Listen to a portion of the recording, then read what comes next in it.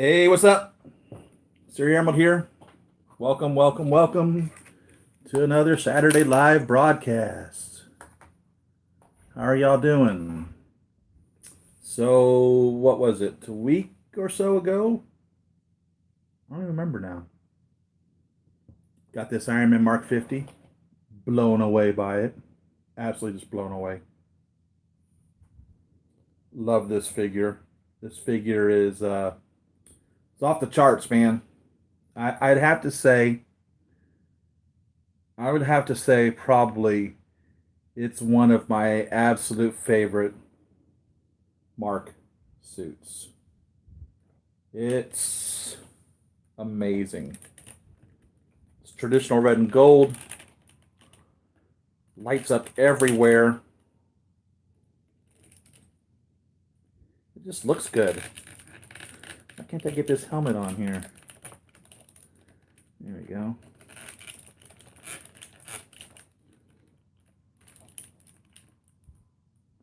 Just a good looking set, or a figure.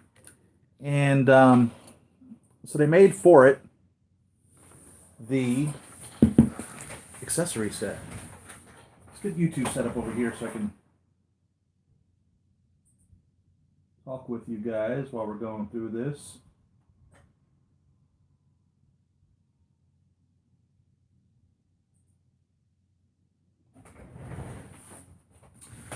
And of course, I felt I had to have the accessory set to go with Iron Man Mark 50.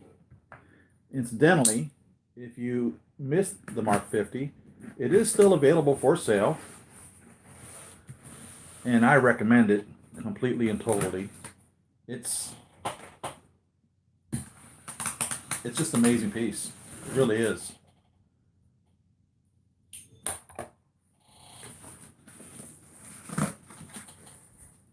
I got what came in the mail, by the way. So what I'll be opening up next week, by the way, get that out of the way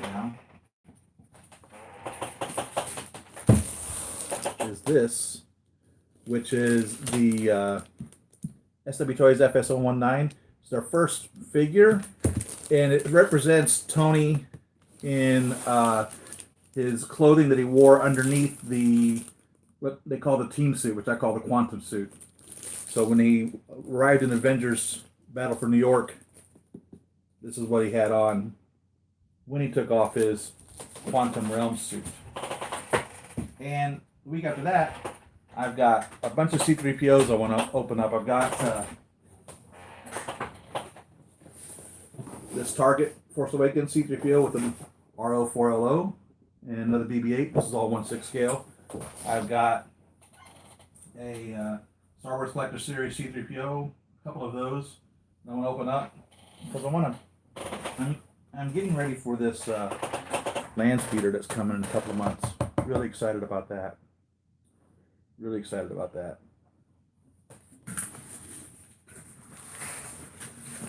So I hope you guys have had a good week.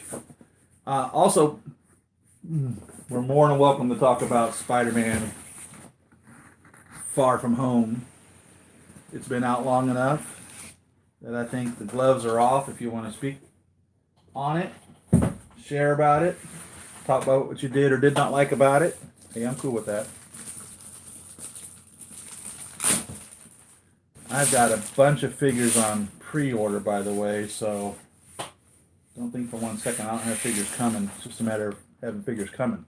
I've got all the Spider-Mans coming, the advanced suit, the Scarlet Spider coming, the Spider Noir suit, or whatever they want to call it, stealth suit.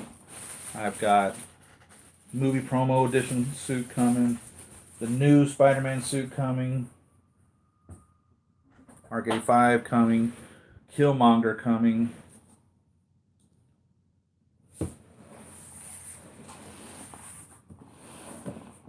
Pretty cool box. It's very textured. I mean, the whole thing is very textured. Like a fine grit sandpaper. So the places where it's not textured are more rare than the textured pieces. So It's not textured right here on this circle or on this circle, but the rest of it is totally textured all over, front and back. And then of course the back here is not textured where the words are. That's what it says on top of the box. Green Weeaboo! How's it going, man?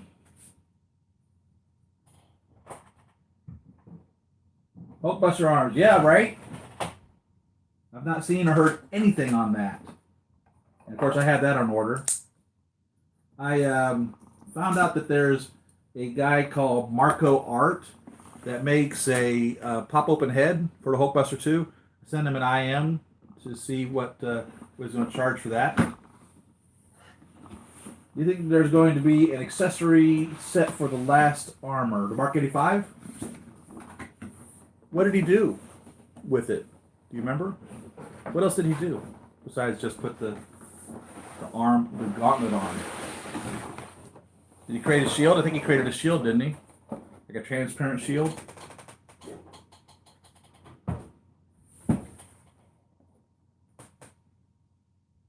Have I bought the Neon Tech 2.0 Iron Man? So here's how that went down. Of course, I've not been able to get tickets to San Diego Comic-Con like ever. So if one of y'all have like an in and like you want to hook me up or whatever, hey, get with me. So anyhow, you couldn't order it unless you're actually going to be there to pick it up. And there's only one per customer, so you can't like have your buddy get it if he's getting one himself. And so all that fell through. I found a site in Hong Kong that I've never purchased from before that I ordered it from. Of course, I'm paying more than I would have paid to get it through Sideshow, but I'm assuming that after everything else, it probably ends up being about the same, maybe a little bit more. So I did order the 2.0. I just hate that, I hate the way that they did that. That really just upsets me a lot. I really don't like Sideshow. Sideshow really is beginning to torque me off quite a bit. So there's all the accessories right there. The shield and a few blasters. Wish I could remember the rest. I do remember him putting the shield. It was kind of like a transparent shield, wasn't it?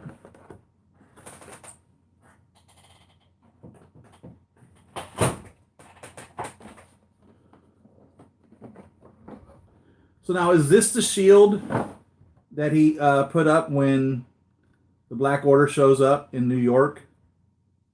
Is this the same shield that he put up then? Or was this the shield that he had up when he was fighting Thanos?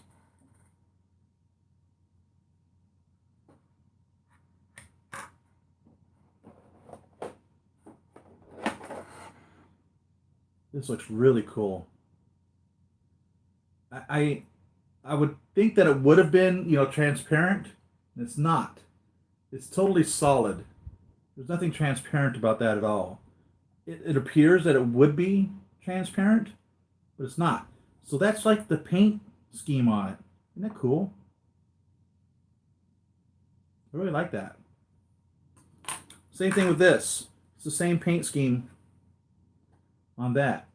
It's not transparent. There's no light coming through that at all. And there's the inside of it, how it'll fit onto an arm. There is an instruction manual that comes with this.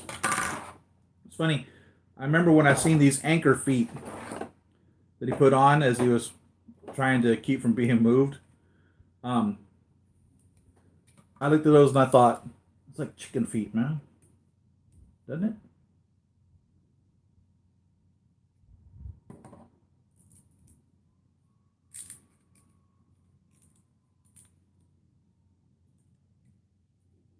Okay, big old chicken foot.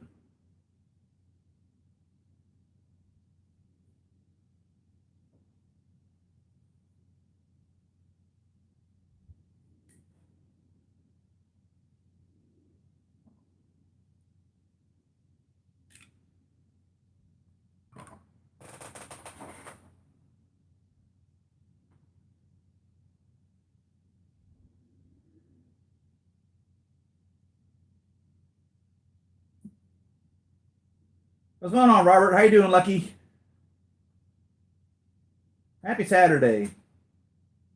11 minutes. Knock hands.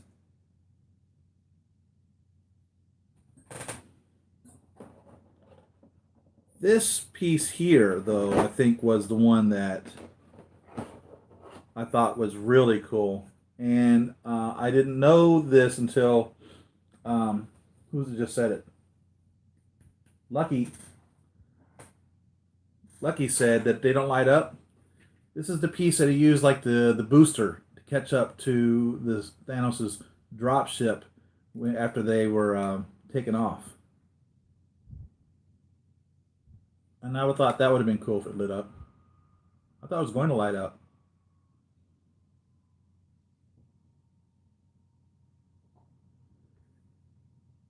Kind of unfortunate that it doesn't. I mean, as much space as there is here, this thing's huge. You know what I mean?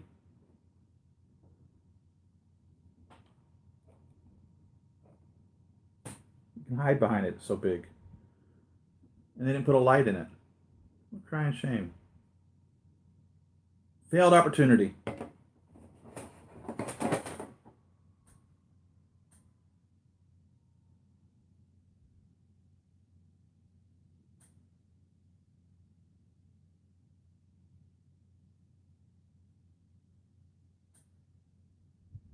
Yeah, I don't think anyone can replace Iron Man either.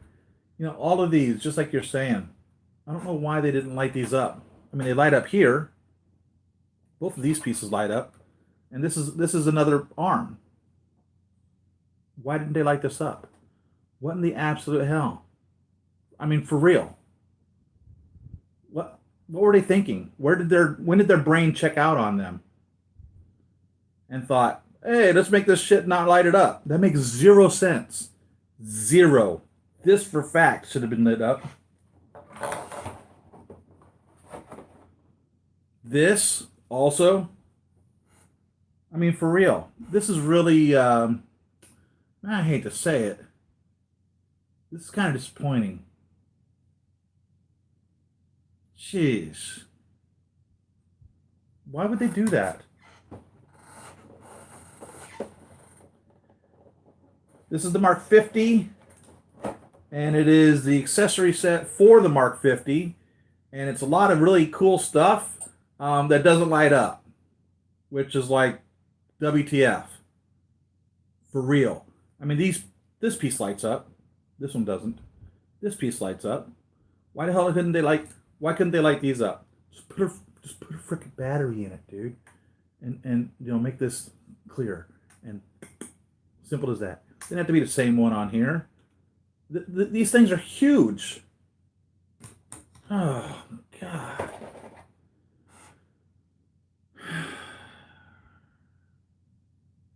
This was the Thanos hand, right? That he used to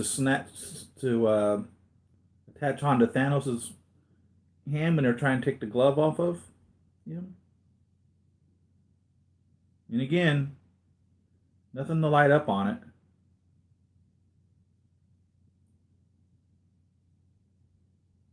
What in the world? This looks funny. The thumb looks weird.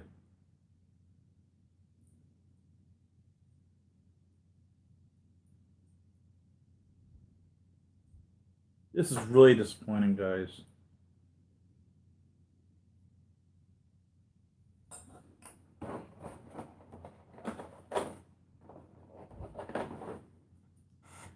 We get the long sword that he used. And a busted something. Was it the sword also? What is this? This is a busted something. What did he break as he was doing it? What is this? Looks like it belongs to something. Ah, yes, okay. Belongs to the sword. That's it, busted off. Okay. That's weird. Why'd they do that? I thought the sword actually like broke in half, didn't it? He just knocked this off? Is that what he did?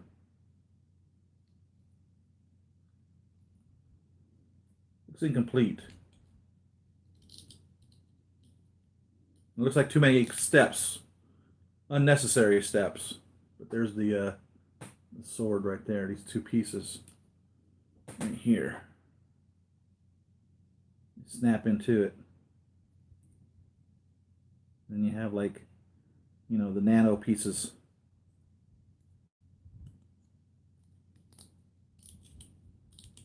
It just makes it weird.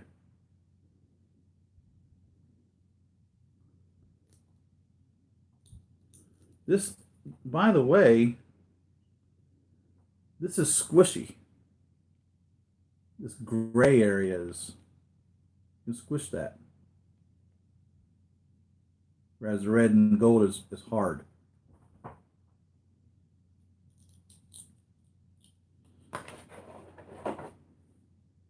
And here's the big sword. Now this is transparent.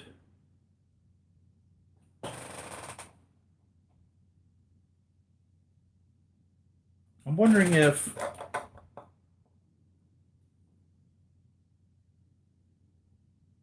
I can tell you for a fact this one don't light up. I wonder if this does.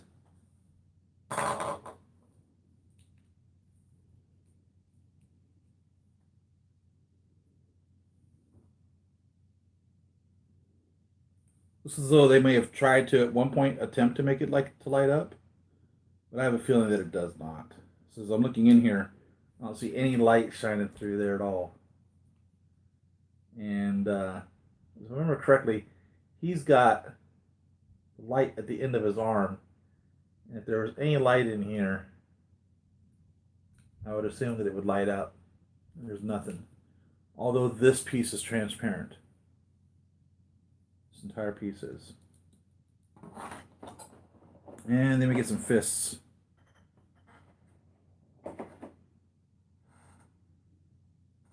A light up fist. And two non-light up fists. Here.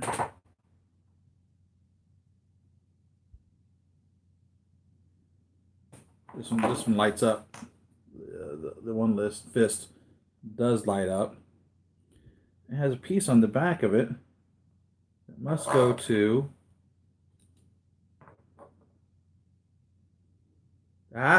okay. I got it now. So here you go. All right. So this will attach to the fist right there. Or you can attach it to the busted off fist right there. Whichever it is that you want to do. So that's why they did that. That makes sense now. Not that much is making sense here. The shield's cool. I have to say, I like the shield. But if you're not going to have the Black Order to fight against, if you're not going to have the Warlock to have to defend the stuff from, what's the purpose of the shield? If they're not going to give us the pieces, what the hell?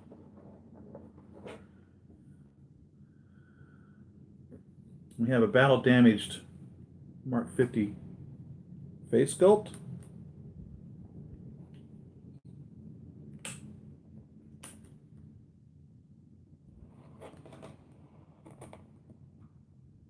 That's pretty cool. That's easy enough going on and off. And that's it. That is the whole shebang. 85 is the suit he died in, yes. What scene was Mark 80? And there's no Mark 80. Mark 80 was someplace in between the 5 years from Mark 50 of Infinity War and the Mark 85 of Endgame, when he spent 5 years building like the rescue suit and stuff like that for Pepper. I guess we are supposed to assume that he built 35 suits in between Mark 50 and Mark 85. And then he built 49 suits for Pepper Potts. And Rhodey didn't get but one suit during that entire time frame. By the way, did you guys happen to watch the movie again and pay attention as to whether or not Rhodey's quantum team suit has the number 5 on the thigh or the arm? I'm curious about that because we have the 4, obviously, from Infinity Wars, And then we have the 6 from in-game, and then we have the Iron Patriot style red, white, and blue one as well. But he wears a suit. The Quantum Realm suit he wears. It's a suit. It's just like his War Machine suit. I'm curious if that's number 5. I wonder if any of you guys had noticed that.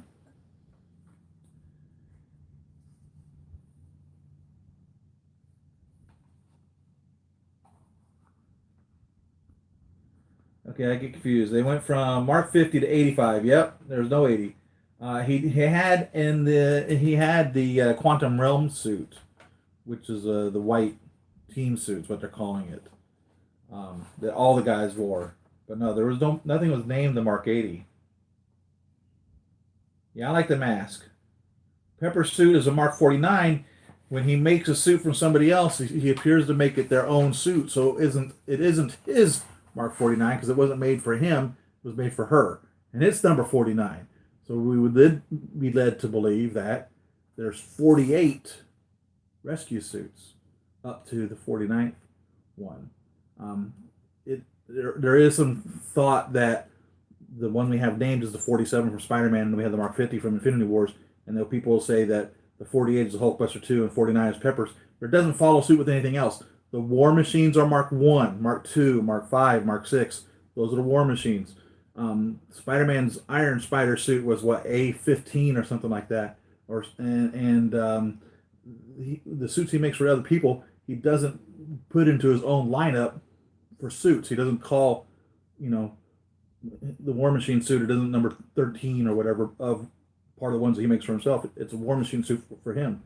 So I'm assuming because it's called the Rescue suit for Pepper Potts that it's not an Iron Man suit for him. So it can't be the 49 that we're missing out of the first 50. And of course, there's a 5-year time frame in between those.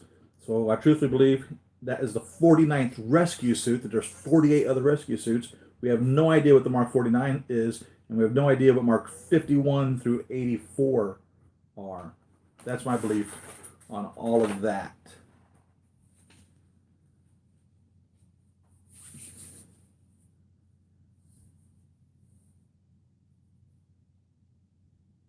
Rhodey started with the Mark IV in game, and then because the in game began right at the ending of Infinity War, it was like what they say,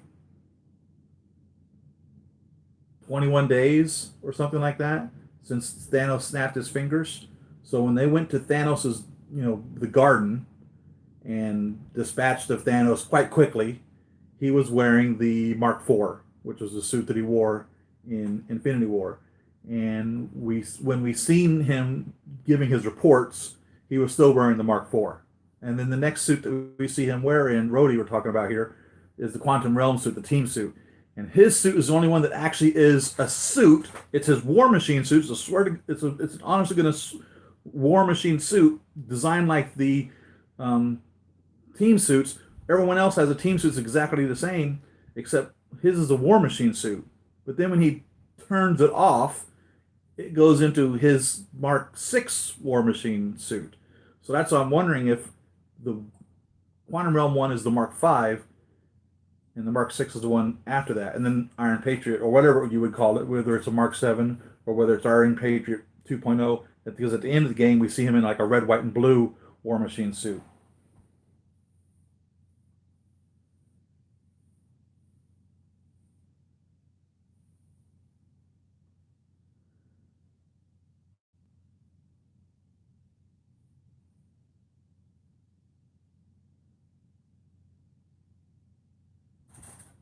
And it may have been just the colors. It may not have been a red, white, and blue suit. It looked like it was red, white, and blue to me. It may have just been the Mark 6 at the end of in-game. But it looks like a red, white, and blue suit to me.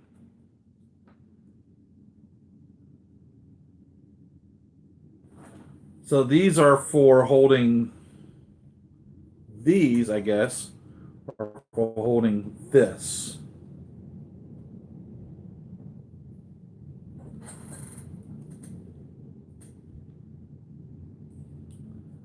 The fingers will bend back, which is rare on an Iron Man suit. Either they make a fist or they make articulated, but they don't make like bendable fingers. These fingers will bend back because they're rubber, they're vinyl.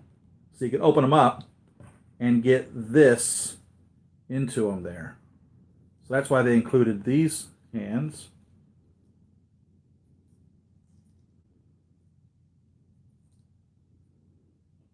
A little difficult here, it's a little tight.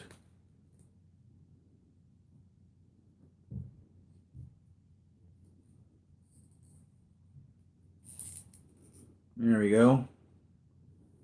So we got that on there. And then we would take Iron Man here. I don't have his arm out. That's no problem. Let me get his arm here real quick.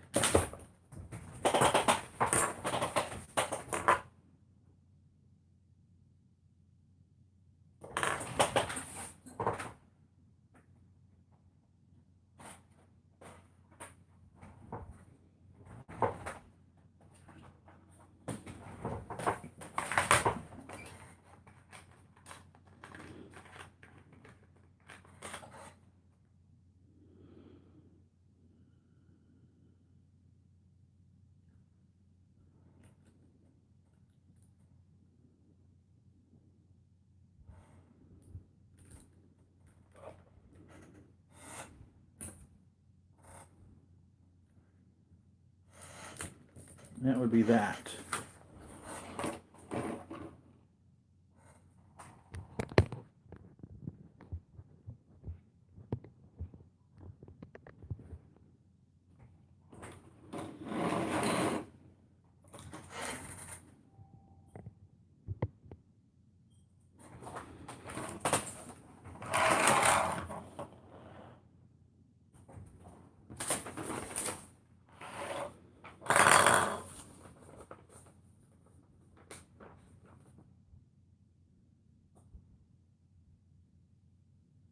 Spidey, Far From Home spoilers. Yeah, y'all want to talk? Y'all want to talk? Y'all want to talk about Spider-Man? I'd love to talk about Spider-Man. I was really impressed with that movie. As I talked about last week, there were two parts on it where it was really super slow. But when the action kicked in, it really became, pretty exciting movie. And then it got slow again. And then when the huge illusion scene kicked in, oh man, that was what a mind F that was, man. What a total mind F. Okay, so I see what they have here is if you decide to go with the broken off sword, they show Thanos holding this in his hand. So you would put the broken off hand portion of it, and Thanos would be wielding this. So it's more of a Thanos accessory in that regards.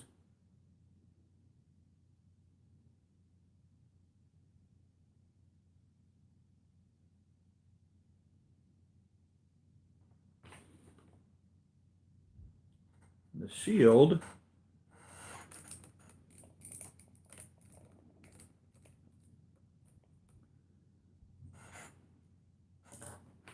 goes on this arm. Let's try the shield on.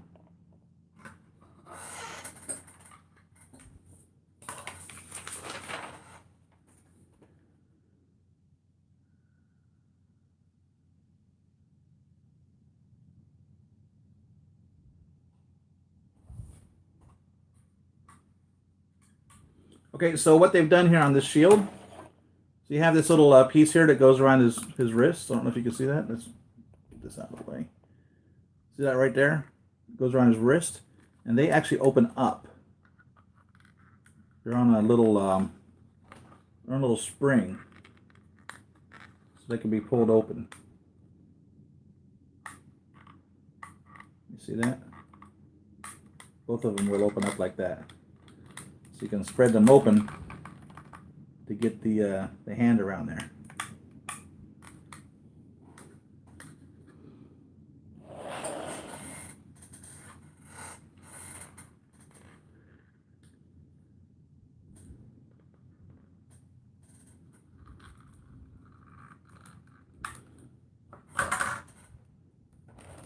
So shields are always fun with Captain America because they never freaking go on like they're supposed to.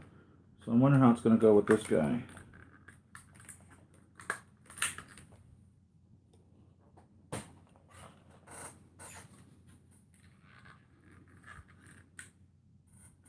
I wonder if I should take the hand off and slip it on that way. No, that wasn't necessary. It was actually pretty easy.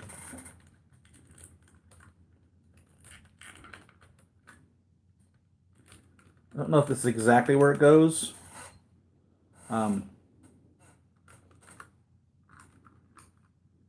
Where I put it on his wrist, as such.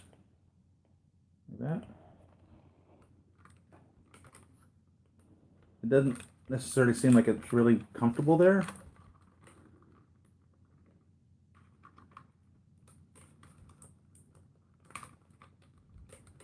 It doesn't look like it really wants to like snap on the rest of the way, if that makes any sense.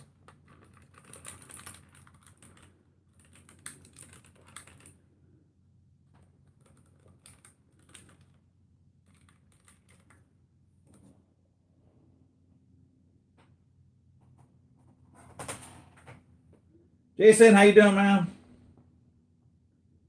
The ending was very surprising. Marvel Zombies movie? I don't know anything about that. Iron Man Zombies scared me to death. I don't remember that. Heard rumors doesn't make a billion. It goes back to Sony. No MCU. Um, Sony never released its hold on it, from my understanding. It's still a Sony-owned property. Sony is not being stupid and is letting the MCU franchise make them all tons of money. And so I don't think Sony's going to sever that relationship. I think Sony's got some plans where they're probably going to do a Spider-Man Venom movie, which obviously Spider-Man lives in the MCU. One of the things that one of the things they'd made a mistake on was when they said that that was Earth 616 when Mysterio was talking to Nick Fury and Peter Parker and Maria Hill, and he was explaining about how he was from an alternate time, alternate universe, alternate Earth, and he says this one is Earth 616. Earth 616 is the actual comic line. The real mainstream Marvel comic line is Earth 616. The MCU universe, the MCU Earth, is 199999. So I don't know if they did that because the writers weren't familiar with that and they heard Earth 616, they thought that's what it was, or if it was because he really wasn't from an alternate Earth and they were just saying that. But that was a huge, huge, huge mistake because the MCU is Earth 199999.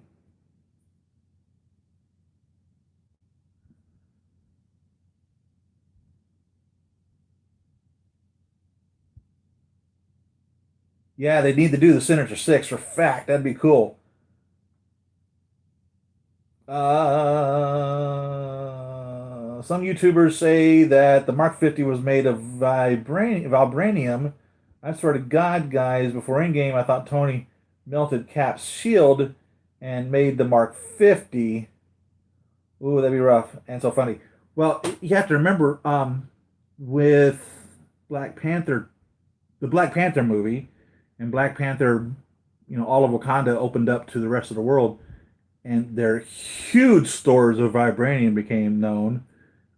It's possible that his entire suit may be made from vibranium because of that. The Wakanda market was totally open. Vibranium was no longer then considered to be necessarily a rare item, because the whole freaking Wakanda, the whole every underground is totally vibranium. So I mean that's possible that it's made of vibranium. It's definitely nanotech.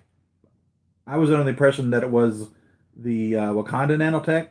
Some people said that they think it's his own nanotech, and I think I remember he had said something about that. But I couldn't imagine why he wouldn't make it out of vibranium. He's got the money to buy it.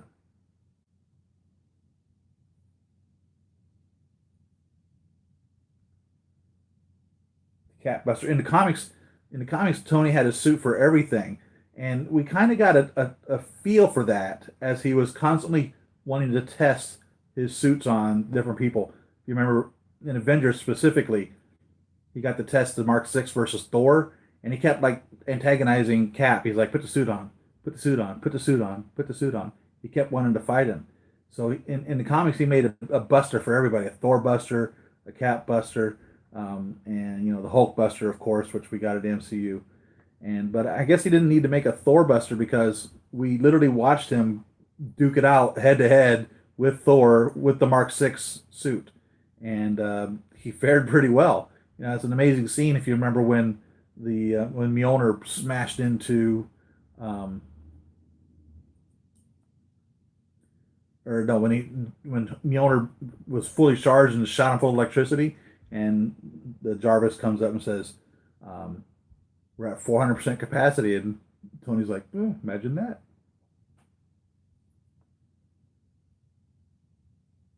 The Cat Bucky Buster. Come back, sees Panther tells T'Challa, "Hey T'Challa, you like my Wakanda Buster, right?" Jeez, no doubt.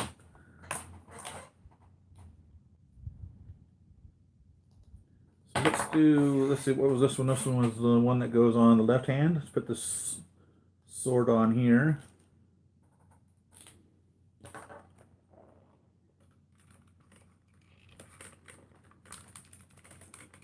What do you guys think of her taking on the persona of MJ? Now, they've told us that she's not Mary Jane, but there's evidently not going to be a Mary Jane if she is MJ. What are you guys' thoughts on that? Is she a good MJ? Because you know what would be wrong of him?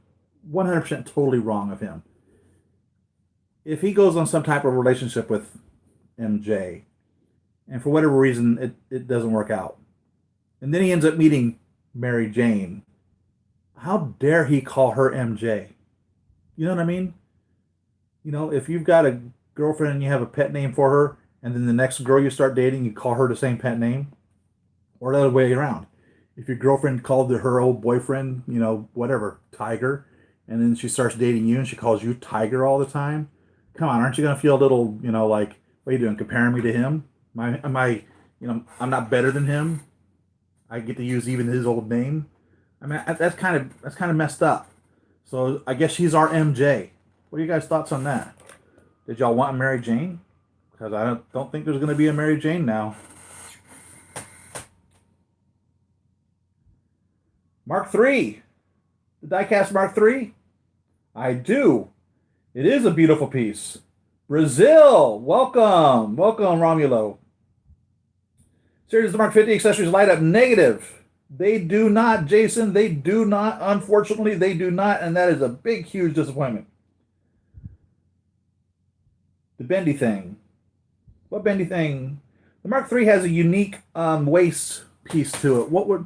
So if you remember when as the suits were being built for us, all right, one of the huge scenes from Iron Man 3 was when he does what Deadpool has coined quite nicely, the superhero landing, where he lands on his one knee with his other knee up in the air and one fist down onto the ground, and so they would show us these figures posed in these positions, and we were unable to get our figures specifically into that position.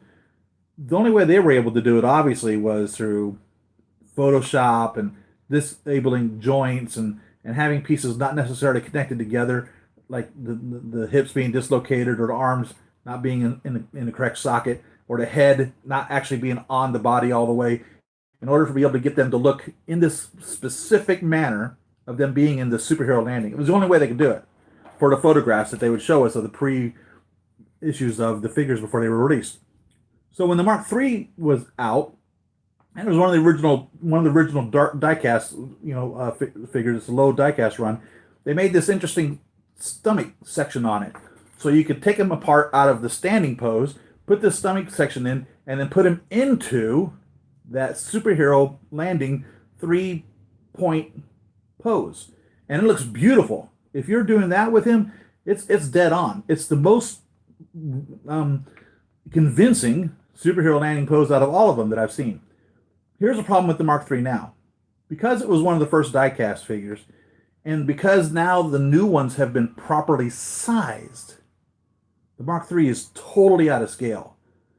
If these are the correct scale, the Mark III is out of scale. And I have the red one and the blue one of the Mark III diecast. My Mark III, the red one's in the other room fighting up against Ironmonger, but I have the blue one here, which is the Stealth, exact same piece.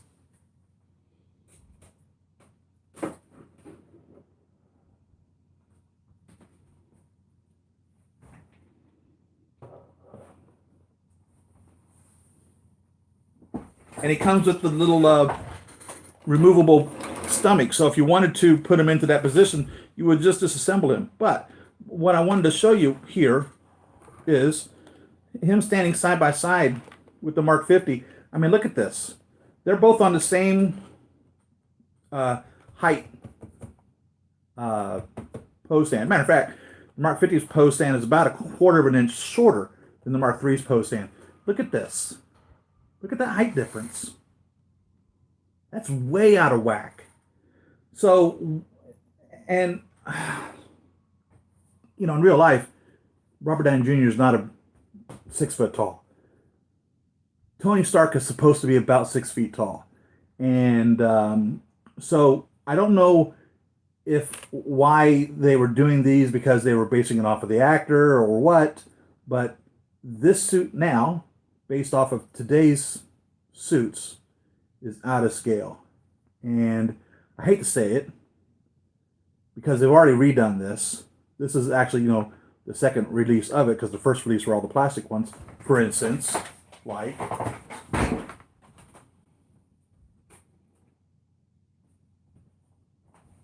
this piece.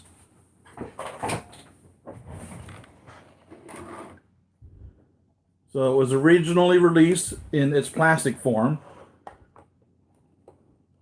and then they re-released it into the die-cast, which had all sorts of improvements, and the removable articulated waist, and all these neat little pieces to it, and then everything got bigger. So it would like be the third time of remaking it.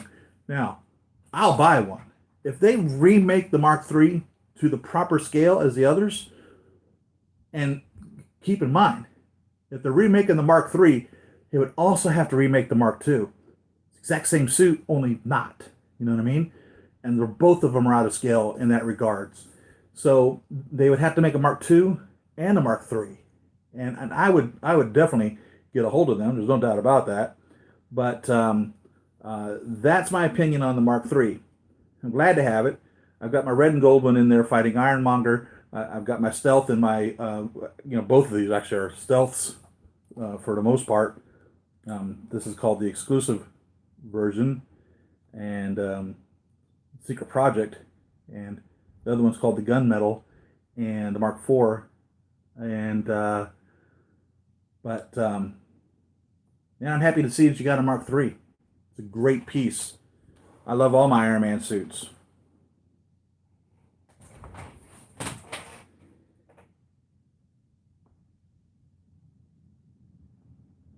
Swordless Helicopter Blade, when he had a copter in the comics. Oh, how about that? I didn't know that. The Spider-Man Homecoming and the Far From Home MJ looks a bit weird. I could agree if her hair would be more attractive. Her face is perfect, though. She's tall. She's really tall and lanky. Now, I don't know if that's because she's still growing. Normally, a woman at that age is done growing, but she just has this awkward, tall, supermodel lankiness to her, which makes her look awkward. And she's much taller than Peter Parker. You can away with it sometimes because Tony did make different scale armors. Well, yeah, but when you get down to this armor, this Mark 50, for instance, it literally is like him. You know what I mean? He's not stepping into a shoe. He's not having a platform that's a few inches taller. It's literally just, it's him wrapped in nano suit. If anything, this one would be bigger. You would have to believe, because there's pieces actually wrapped around him. You know what I'm saying? So this is like just nanotechnology, as close to form fitting as possible, and this is actually bulky, like a suit of armor on him. So if anything, this one would be bigger than that one, in my opinion, if that were the case, for that reason. You know what I mean?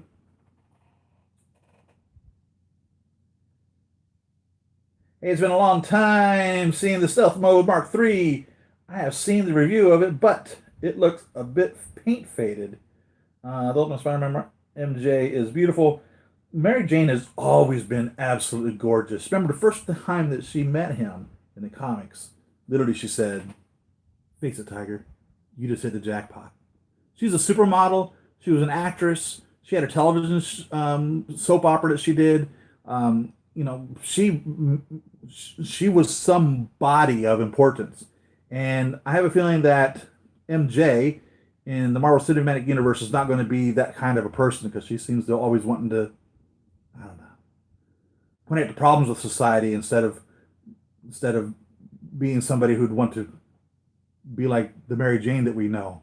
You know what I mean? I can't see her wanting to be a supermodel. I can't see her wanting to be a soap opera star. I can't see her wanting to be on a Broadway show. It just doesn't seem like anything that this type of a character would want to do. I don't know, man. You know, he dated Gwen Stacy. She died. He dated Betty. Didn't he date Betty Brant for like just a real short little period there? And then of course that didn't continue on. He always had his thing with Felicia Hardy, which I don't know if he ever knew that that was Black Cat, or if she knew that he was Peter Parker. I don't remember if they ever knew each other, but she was a classmate of theirs. And then you know, Mary Jane, and Mary Jane ended up becoming his wife, and they had their little kid, their little girl, who became Spider Girl, didn't she? Spider Woman, somebody.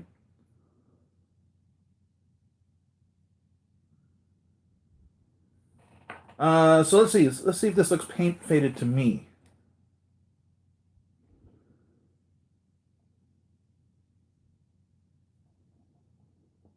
I don't think he appears to be paint faded. He feels, you know, he still feels tight. He still feels, you know, except for, and this is the case on all the Mark IIIs and Mark IIs, the original ones, the plastic ones. All the Mark IIIs and the Mark IIs, this area here, these little flaps are super loose. Super loose. So of course, those are loose. But other than that, I mean, he's tight.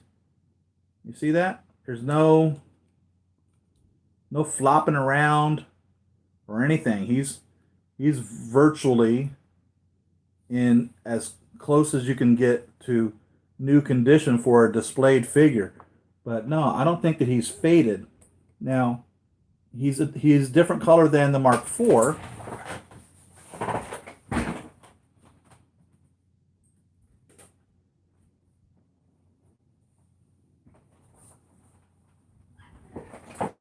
Mark IV Secret Project.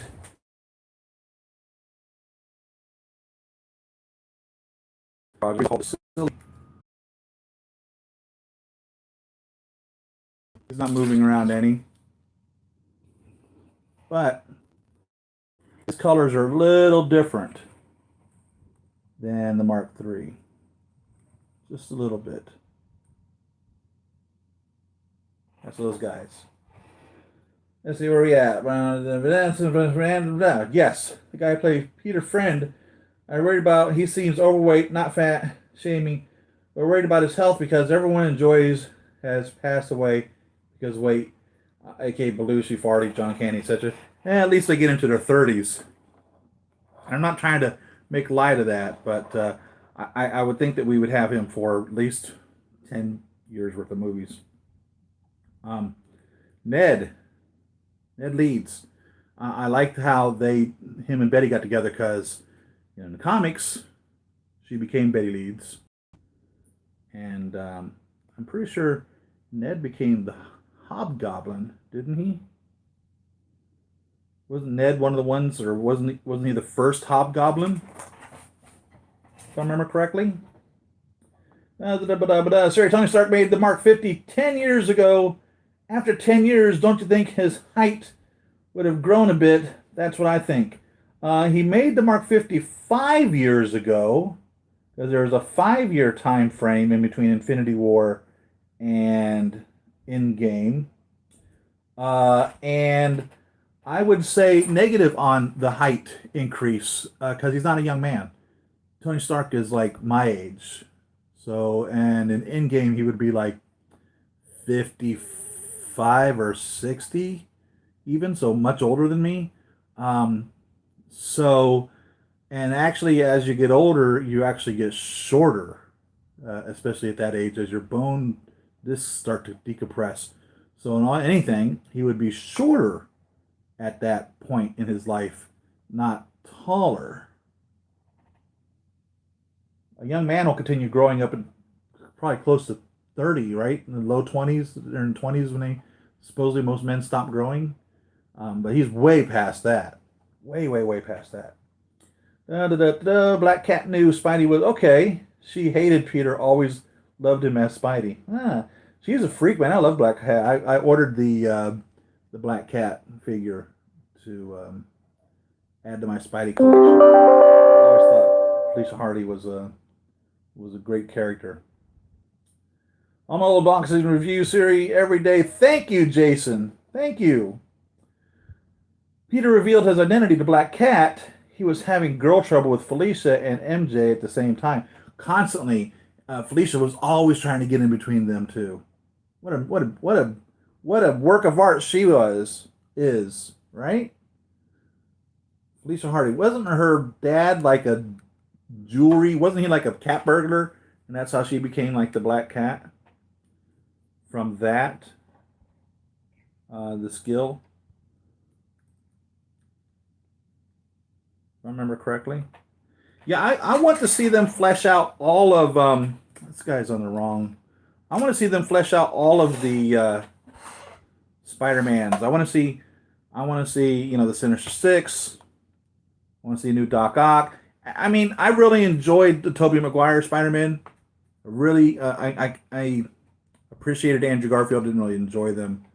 I didn't much care for Iron Man or Spider-Man 3. They really screwed up Venom. What the hell were they thinking with that? What a mess.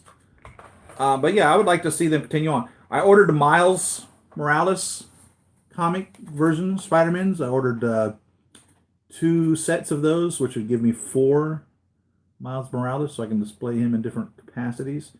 And I've got like I said, the advanced suit coming, the Scarlet Spider coming, the black stealth suit, or whatever you want to call it, the brand new Spider-Man suit from the end. Oh, speaking of, huge spoiler here. So again, we're talking about the spoilers of the movie, but when he gets on the plane and starts building his suit, oh man, wasn't that touching? Because throughout the whole movie, the question was, who's going to replace Iron Man? And Peter's like, I can't fill his shoes. I'm not going to be replacing him. And then when we see him building his suit, and he even does the thing where he puts it in the arm, and Happy looks at him and he goes, "You build the suit, I'll get the music." And of course, AC/DC Back in Black had to be cranked. I thought that was awesome. Brought a tear to my eye. That was really good scene. By the time he got the black suit, yeah, Hobgoblin confused me. I thought Ned was he was, but now I'm confused. Told was a Hobgoblin. There were several people who were the Hobgoblin. Markendale was the Hobgoblin.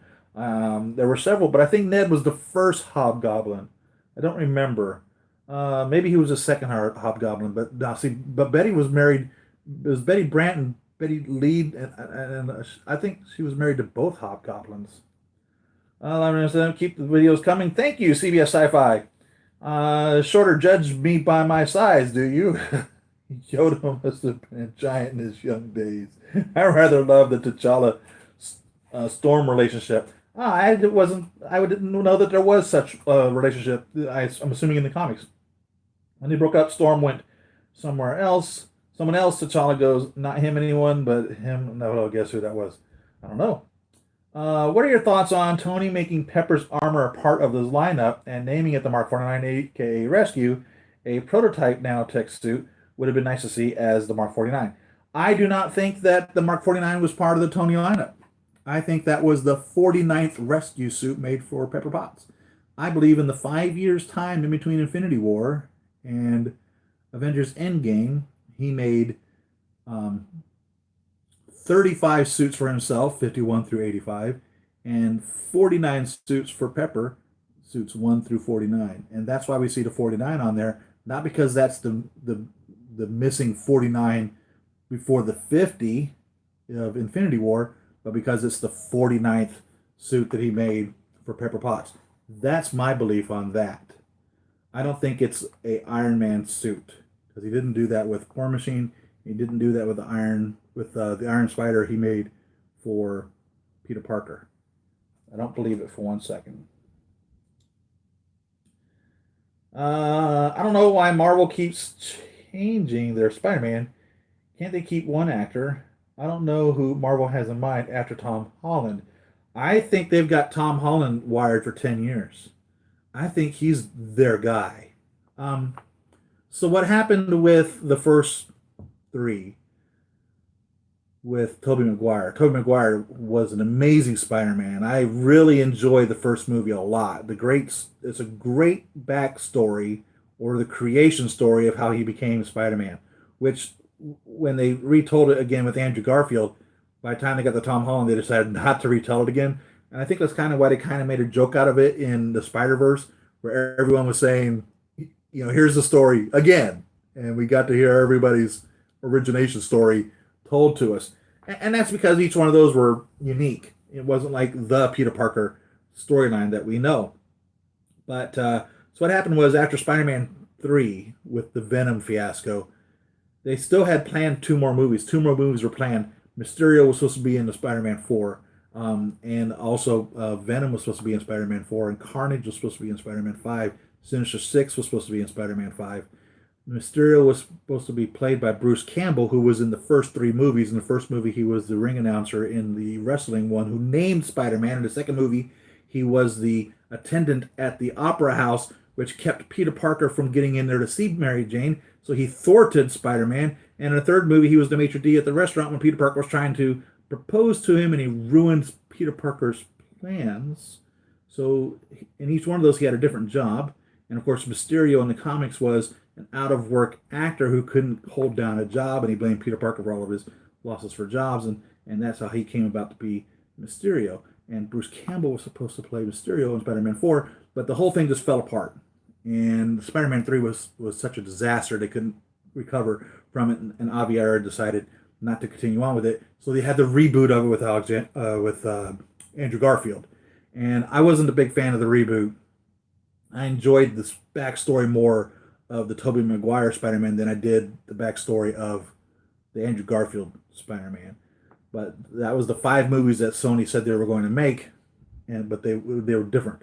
So then they were done after they did the 5, and they decided to shelf Spider-Man because they felt that nobody had any interest in it, and that's because the fans fell in love with Tobey Maguire. Spider-Man 3 was a disaster. Rebooted it with Andrew Garfield, and we're all like, "What the hell? You've changed everything." And those of us that were with the first one never really latched on to the second one, and those of you that latched on to the second one had no passion for the first one, and so it ended up being like a strife or a rift between all of that. And now all of that's been wiped away with Tom Holland as the new and current Spider-Man. And it'll be interesting. One of the things that I thought was actually going to happen when I went to see Far From Home, because of the commercial where they showed that Mysterio was supposedly from an alternate universe, an alternate Earth, that I was thinking, oh man, maybe they'll bring back Tobey Maguire and Andrew Garfield and do like a huge multiverse Spider-Man thing. I was like, oh, that'd be perfect. That would be so off the charts for all of them to be in like one movie, which kind of justifies the whole shooting match because each one of those is their own Earth as well. Tobey Maguire's Spider-Man is different than MCU's Spider-Man, which is different than Earth. Andrew Garfield's Spider-Man, which is different than Peter B. Parker in the Spider-Verse movie. So there's all these different Spider-Mans all on a different Earth, which we're all getting a taste of. And I was really hoping they were going to do that. And then, of course, that wasn't what they had any intention of doing, evidently. But it would be really cool, in my opinion, if they were to do that and tie it all together. Would justify the entire thing, because if you remember from the Spider-Verse movie, he recanted scenes from the Tobey Maguire Spider-Man movies, which I thought was really cool. They even checked the updates on the Mark 85. What's updates? Hot Toys is giving the Nano Infinity Gauntlet with the Mark 85. Oh, are they? Yeah. I've seen that. Yeah. Is the Great Iron Man in front of you a diecast? No. There's going to be a big void now with Iron Man gone. Yes, there is. No, these are these were like, this guy here was actually one of the first Iron Mans that they made. Hot Toys made. And they released them in this before they released the red and gold Mark III.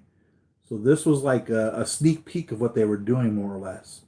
And what I also like about this piece here, this Mark III, is that in an interview that Robert Downey Jr. did at his home with his wife Susan, he's sitting in his living room, and on a shelf behind him is this armor, this Hot Toys figure. And so it's limited edition. It's very limited edition, and Robert Downey Jr. has one sitting on a shelf somewhere. So hell, he may have all of them. There's no telling.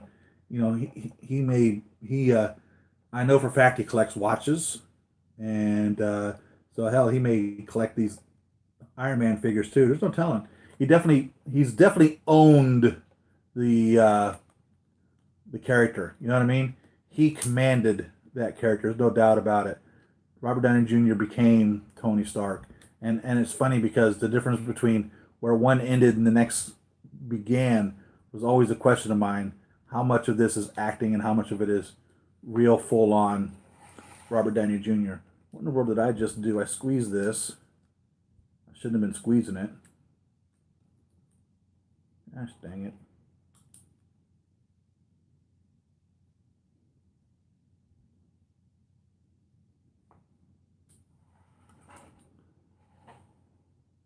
But no, these are not die-cast. Way before the die-cast line. As a matter of fact, when Hot Toys said that they were going to be doing die-cast, the figure that they said was going to be the first die-cast figure, when Hot Toys announced that they were going to start making Iron Man die-cast figures, they said that their first one was going to be the Mark 17. So that tells you the time frame of when the die-cast figures came out. And the Mark 17 came out and it was not die-cast. And I don't remember what the first die-cast was. Was it Hot Rod or War Machine? I don't remember. Or was it RoboCop? Was that the first diecast? But the that was, I mean, this I think was 2000 and I think it's 2011, and Heartbreaker I think was 2015. So it was a 4-year time frame in between there, between these original plastic ones and when they first started making the diecast figures. And then what the what's his name, Howard Howard Chan has specifically stated that he was going to do the first 7 as diecast for fact. We know that for fact. And my theory is the reason we haven't seen any more in a House Party Protocol isn't because they think that that's dried up, which I don't think it's dried up. I think it's because they're probably going to redo the House Party Protocol and diecast too. Most of the House Party Protocol figures are based off of the Mark 7. And we've got the Mark 7 diecast announced, been on pre-order. It hasn't been shipped yet. But I'm anticipating, what I'm thinking is going to happen is that once the diecast Mark 7 is out, once it's done, they've got all the bugs worked out of it, they're going to continue on making the House Party Protocol ones in diecast.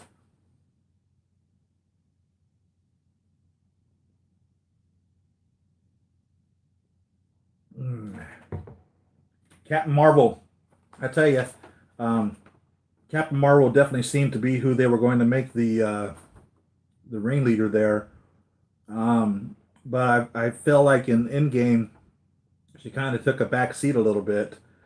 There seemed to be just a little bit of a backlash, in my opinion, of her on some of her opinions.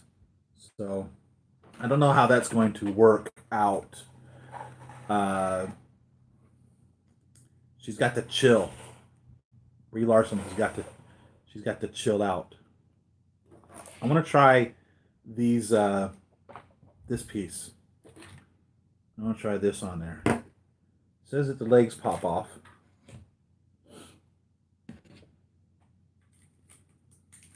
So we're gonna pull these legs off right here, right?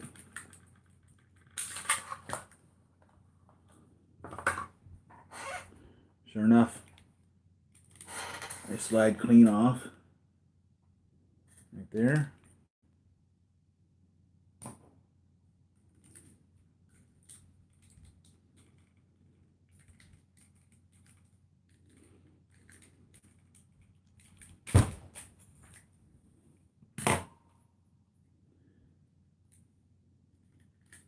I didn't think I was gonna like this little piece here, but I really like this back piece to it. It's actually pretty cool.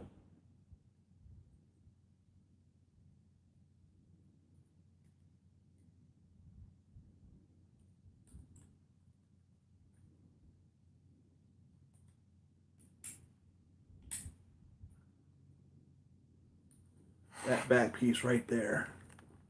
I really like that. First, I didn't think I was going to when I first seen it. The photographs of it. I thought it was hokey, but I'm really pleased with it. This piece opens up here as well. There you go. That's all the little pieces that pop out of it.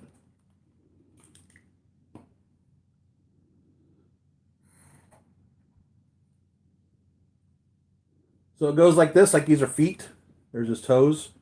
So that's where it's supposed to go in.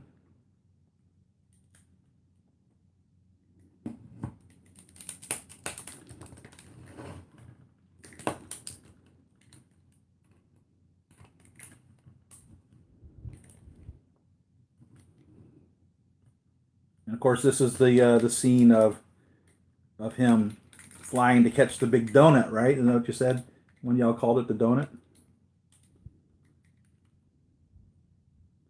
And it does not light up.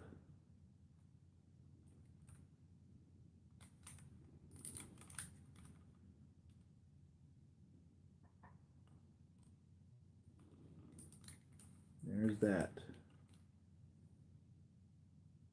Yeah, I don't know the direction that the Marvel Cinematic Universe is going to be going now that Iron Man is gone and Cap is gone. I mean, that was the guys. That was who was leading the team. So he passed his shield on to Sam, who I anticipate we'll see a red, white, and blue.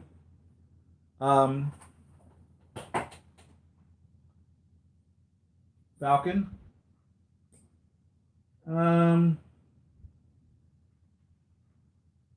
War Machine.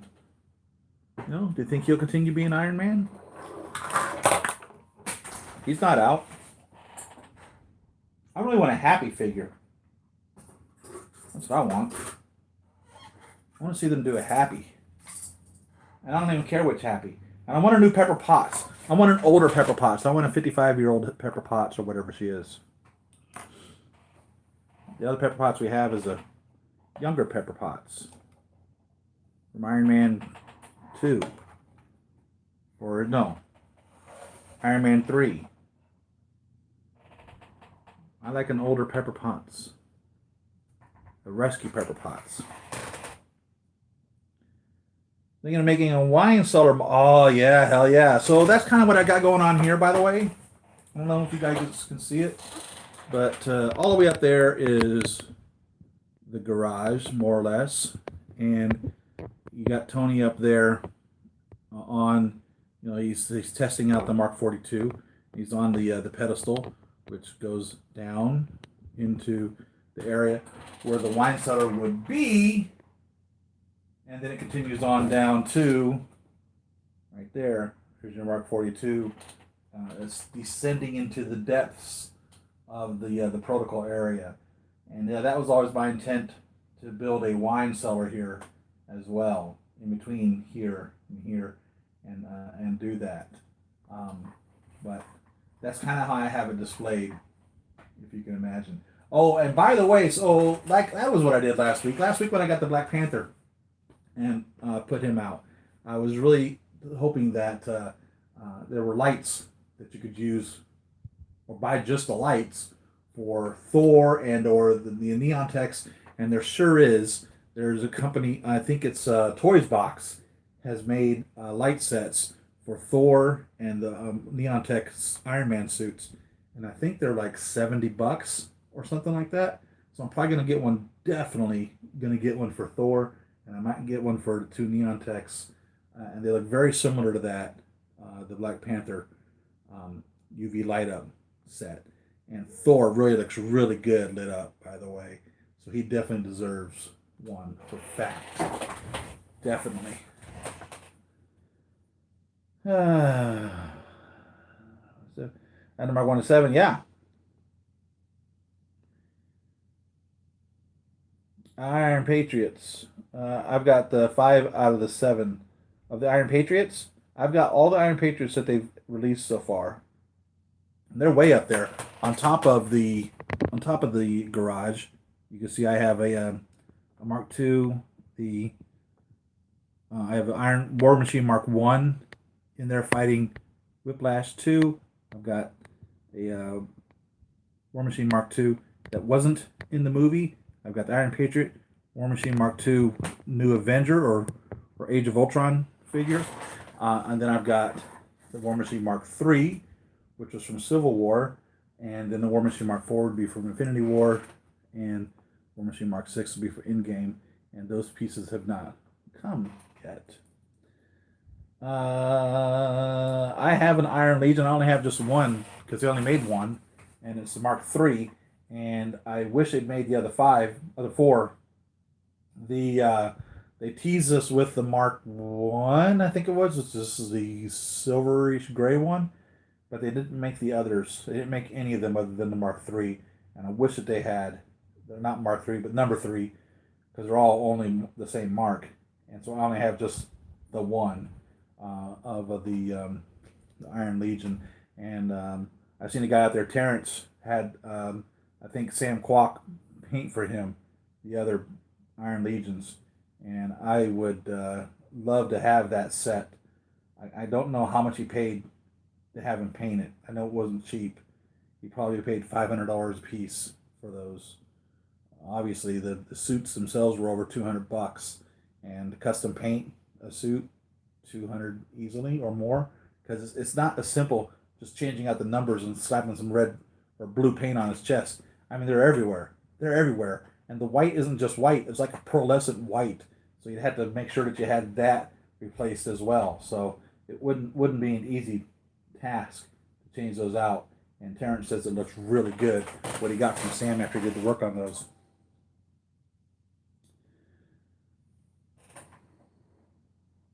Yes, I did.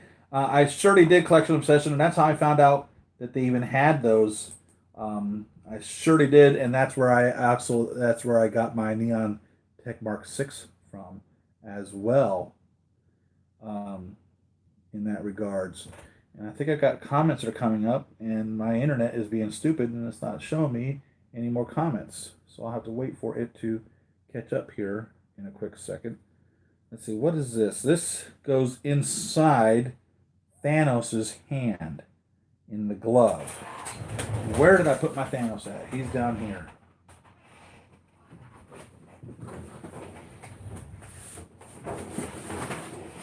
The world. Too many boxes here already. Let's get Thanos up here.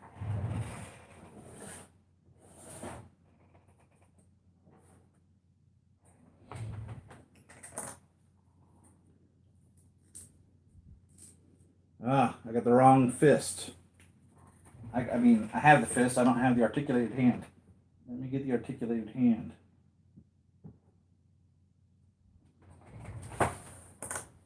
Come on back, YouTube. Killing me here, man.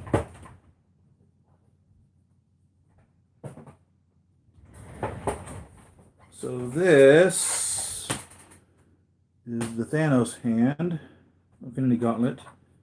this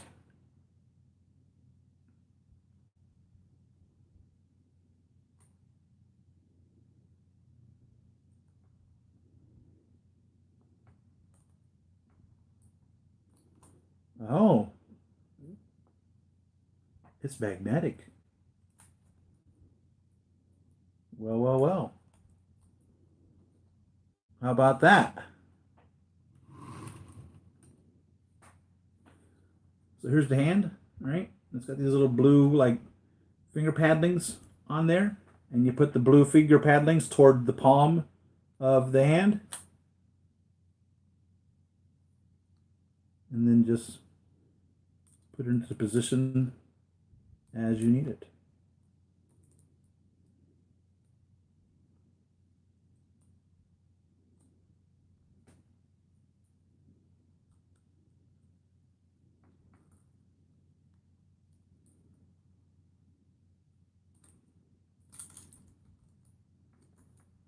A little bit of finagling to get it perfectly in there.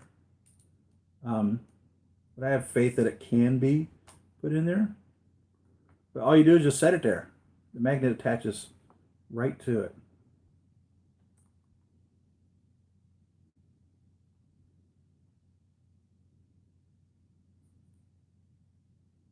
That was simple enough.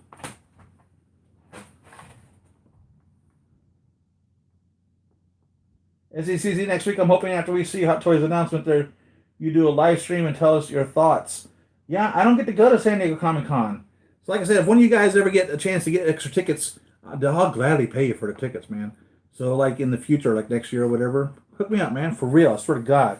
I need to get down to San Diego Comic Con. I'm dying here. Yeah, I'm hoping for a bulky War Machine too. He seems to be the same size, just beefier. And he seems to be red, white, and blue. But no, I don't have tickets to SECC. I've never gotten tickets to SECC, not because I don't want to go, but because you can't get freaking tickets to SECC. Shit sells out like in like 45 minutes, and it always sells out to previous attendees. So someone's got to die in order for you to be able to get to go to SECC. It seems. Ay, vey. I got it from Toys World. Toys. What is it called? It's called. One second. It's called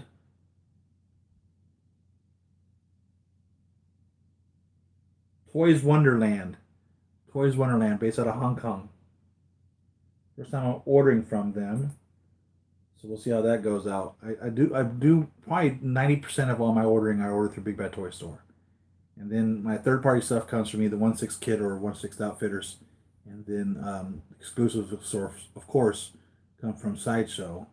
Um, so that's who I've done my business with in that regards. Yeah, I can't order it from Sideshow. It's sold out, and you only one per person. So I would have to pick it up at San Diego Comic Con. Since I can't get it at San Diego Comic Con, I couldn't go pick it up, so I couldn't order it, and so that's how that goes. But it was for pickup only, so I'm out of luck. Yeah, exactly. That's where I was at. Did you try Big Bad Toy Store? Big Bad Toy Store does not sell the Neon Mark 6 Mark 2.0, the Mark 6 Neon Mark 2.0, because it's an exclusive item only. Okay, thank you, Rick. That's good to hear. Like I said, I've never done any business with them. Let's see, was there anything here I missed? Did you get the link? Yes, I did. Only if they were die cast. So only if they were die cast. So they were die cast to what? I missed that, Rick. Only if they were die cast. Mark 50 extras light up. Why didn't you check it? You think some of the Mark 50 extras light up?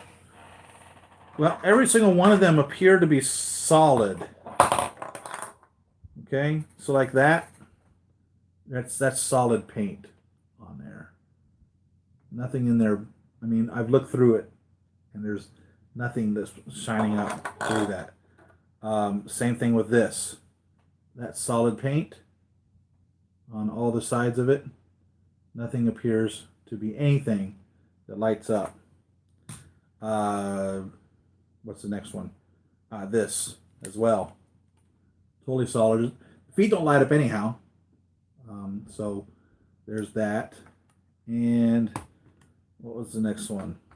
This also, there's nothing there to light up. And this is the only one that I thought could possibly have been a light up. Only because that is transparent, that blue is.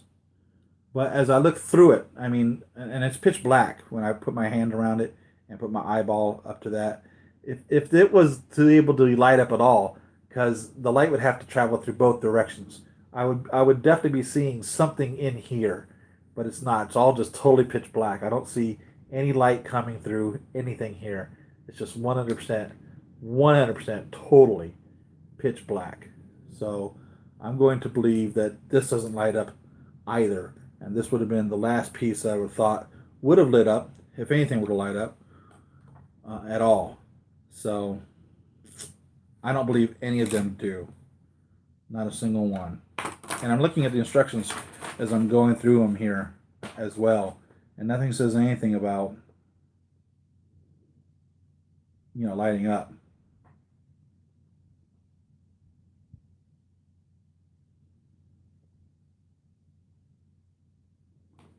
And it didn't come with batteries.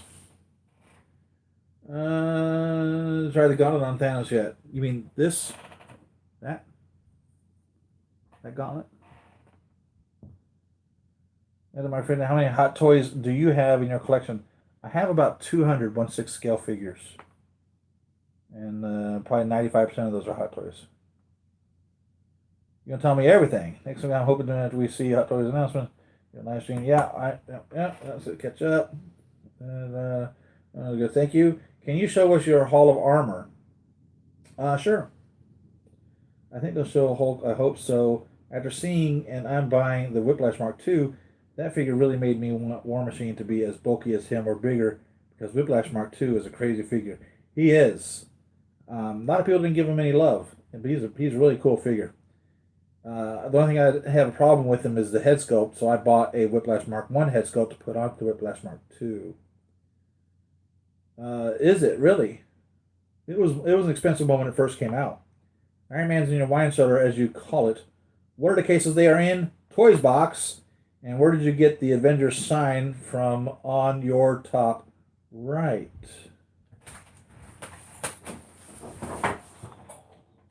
You're talking about this. This is the base stand for Ultron. So that's the posing stand that Ultron comes with, and it actually lights up and looks really cool. And I decided not to use it as a posing stand, but to use it as like the Stark Tower Avengers A, by the way. That's what that is. And speaking of the Hall of Armor, I ordered another Hall of Armor set, set of 7, and they are identical to this, by the way. So they haven't come yet. I think I've seen somebody had gotten theirs, so I anticipate I'll be getting mine soon. And I have them wired in electrically back here, or you can plug them all in with batteries. And so one cord plugs all of them up. What the electric doesn't power up, though, are these. These are still AA batteries, so I don't have any lights in there. But if you want these to be powered up, you have to have the AA batteries for those. And I think it's 3 per panel. And the lights are controlled here by these little buttons right here, and you press these to turn off the various lights. So that turned off that center light, but still left these blue lights on here. And this one, I think, turns off the blue light there on the front, which shows the light up hologram.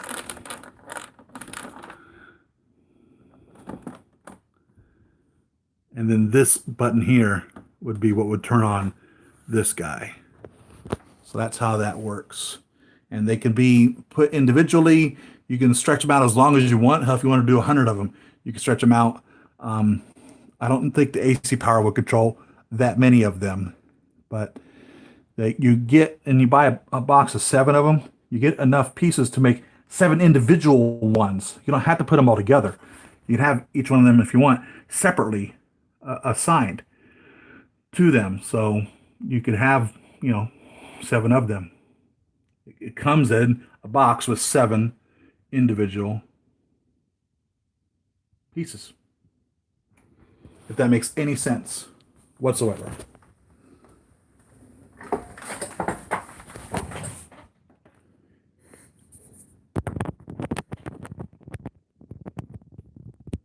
And these are the Toys Box. These are called the 3.0s. So Toys Box makes these guys. And these are all right. I mean, they serve my purpose. They represent what they are. They're made of plexiglass. They're pretty fragile. Broken a few of them. Some of them came broken to me in shipment. They light up at the top. I've put these bases in there. It comes with the base, which I don't much care for. So these are the bases that came with the die-cast Iron Mans. And those are the ones that I used.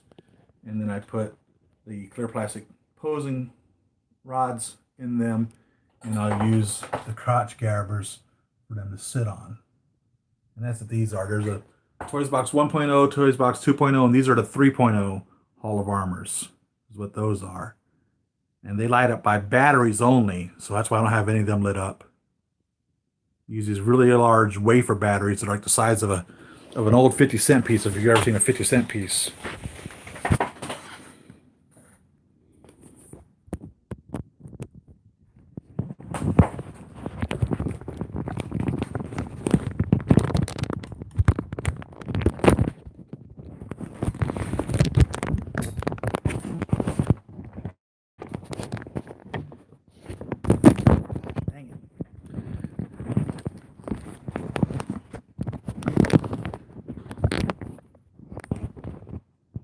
There we go. I think for a 4th time later today. Oh, awesome. Yay, there you go. It's hard to get SCCC tickets. Yeah, but my friend got into the ticket online ordering line. You only have 15 minutes to figure out what day is still available. Enter secret ID codes of everyone and purchase. Yeah, see, I don't even know even how to even do any of that. So literally what you just told me sounds like total Greek to me. I don't even understand even all that is. So in the movie, when he's in the Whiplash Mark II, he has a man bun. Yeah, he does. He sure does. He was sporting it before anybody else was. My internet is coming so slow. Yeah, I get that same problem. And I am Iron Man. Yeah. What was that I was talking to my wife about the other day, about how all of the, I like, I like reminding her the Doctor Strange lines. For instance, when in the Doctor Strange movie, and I forget the name of the bad guy in that movie, who was also a warlock. I forget his name.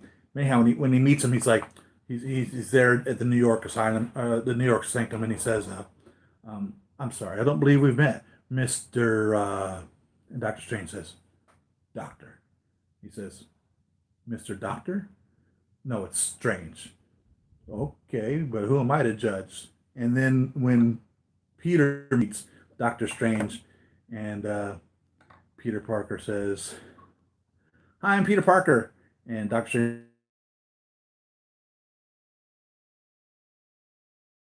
in that case, I'm Spider-Man.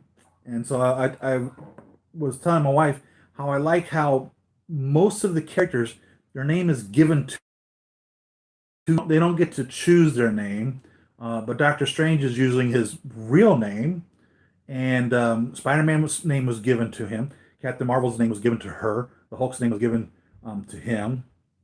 All these people their names are given to them, and even Iron Man, the media named him as this Iron Man, and he says, "I am Iron Man." So I've always thought that was interesting how some of the characters, their names are given to them by other people. They don't choose their name, and Doctor Strange literally uses his own real name. Mark 1 to 7, no. Up there, the diecast ones are let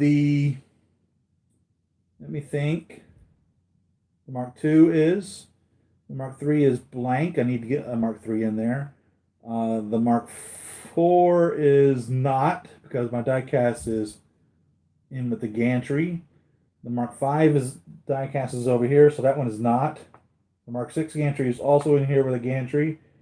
The Mark 6 is also in here with a gantry, the diecast one, and the Mark 7 is not yet.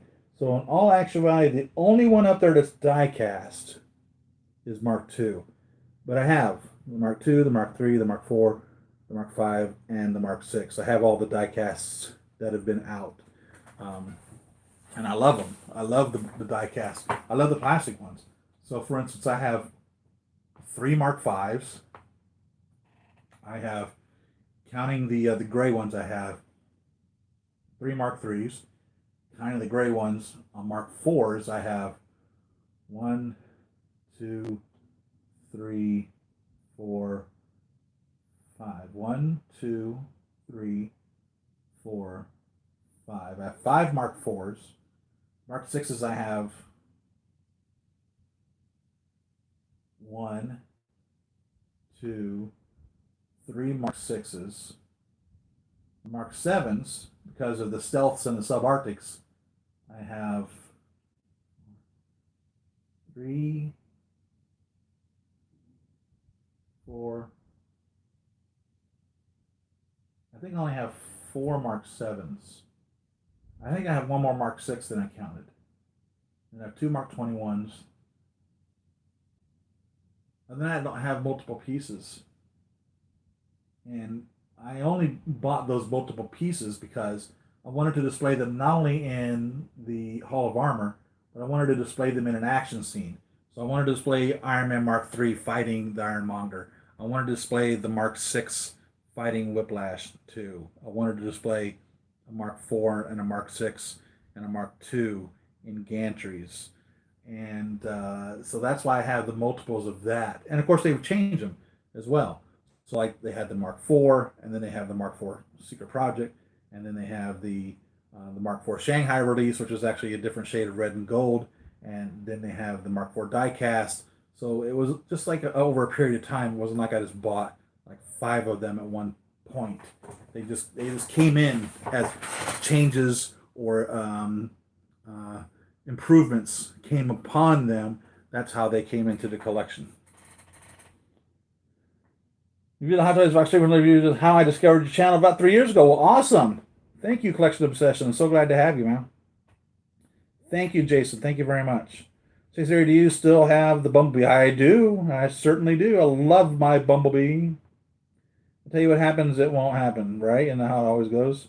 Star-Lord, he named himself. Yeah, yeah. As a matter of fact, as I told my wife, I said he's one of the few ones that actually named himself, and then so he was so happy when they were actually calling him Star-Lord, and that was funny. He's like, "Yeah, about time." Absolutely correct. Star-Lord named himself. He certainly did. Yes. I Am Iron Man is a legendary line from Tony Stark from the past 15 years. So he said that in the comics too, huh? Spider-Man has been named now at the end of the film. Can't wait to see where they go with him in the next movie. What were they calling him? The something monkey? The dark monkey? The midnight monkey? What was it? What was it they were saying in Far From Home? The term that they were giving to him. Oh my God, that was so funny. Spider-Man has been named. I have the diecast Mark II to 6, waiting for the Mark 7. Yes, and the plastic version of Mark 1. There's been 2 versions of the Mark 1. There was the original release Mark 1, and then the 2.0 Mark 1, and that's what I have is the 2.0 Mark 1. And just as you're saying, I can't wait for the Mark 7, and I cannot wait for the Mark 2 diecast to come out. That's going to be awesome. And I've got 2 Mark 7s on order. So ordered 2 Mark 7s because what it looks like to me on the Mark 7 pieces that they have is that in order to be able to create the flying suitcase, or, well, it's not really a suitcase, but that pod that jumps out of the Avengers Tower and chases him down and then attaches onto him, is to literally have a Mark 7 for that. So I pre-ordered two Mark 7s, one so I can display a Mark 7, and then one so I can display the pod for the Mark 7. So that's why I have two of those on order. Night Monkey. There you go. Thank you. The Night Monkey. I thought that was so damn funny. In MCU Universe, it's 15 years. In reality, it's 10. Correct. It was 10 years from Iron Man 1 to Infinity Wars, and then there was Infinity War, and then there was a 5 year time frame that passed after that. So from Iron Man 1, we were kind of under the impression that it was the same time frame that we're in. Now, of course, they're on a different Earth than us. They don't share the same Earth that we do. But I was under the impression that it was the same year. So in 2009 or whatever it was that Iron Man first came out, that was when Iron Man was supposed to be taking place. And then when Infinity War happened in 2019 or 18 or whatever it was supposed to be 2018. So now the MCU is actually 5 years ahead of us because they fast forwarded 5 years. And so they're no longer at our time frame in that regards. And I like how they were talking about that in Far From Home. They addressed some of the issues of people just showing up out of anywhere. Like somebody said, what about all those people? Pardon me. What about all those people that were on airplanes that got snapped away and then they just got returned in the middle of nowhere? You know what I mean?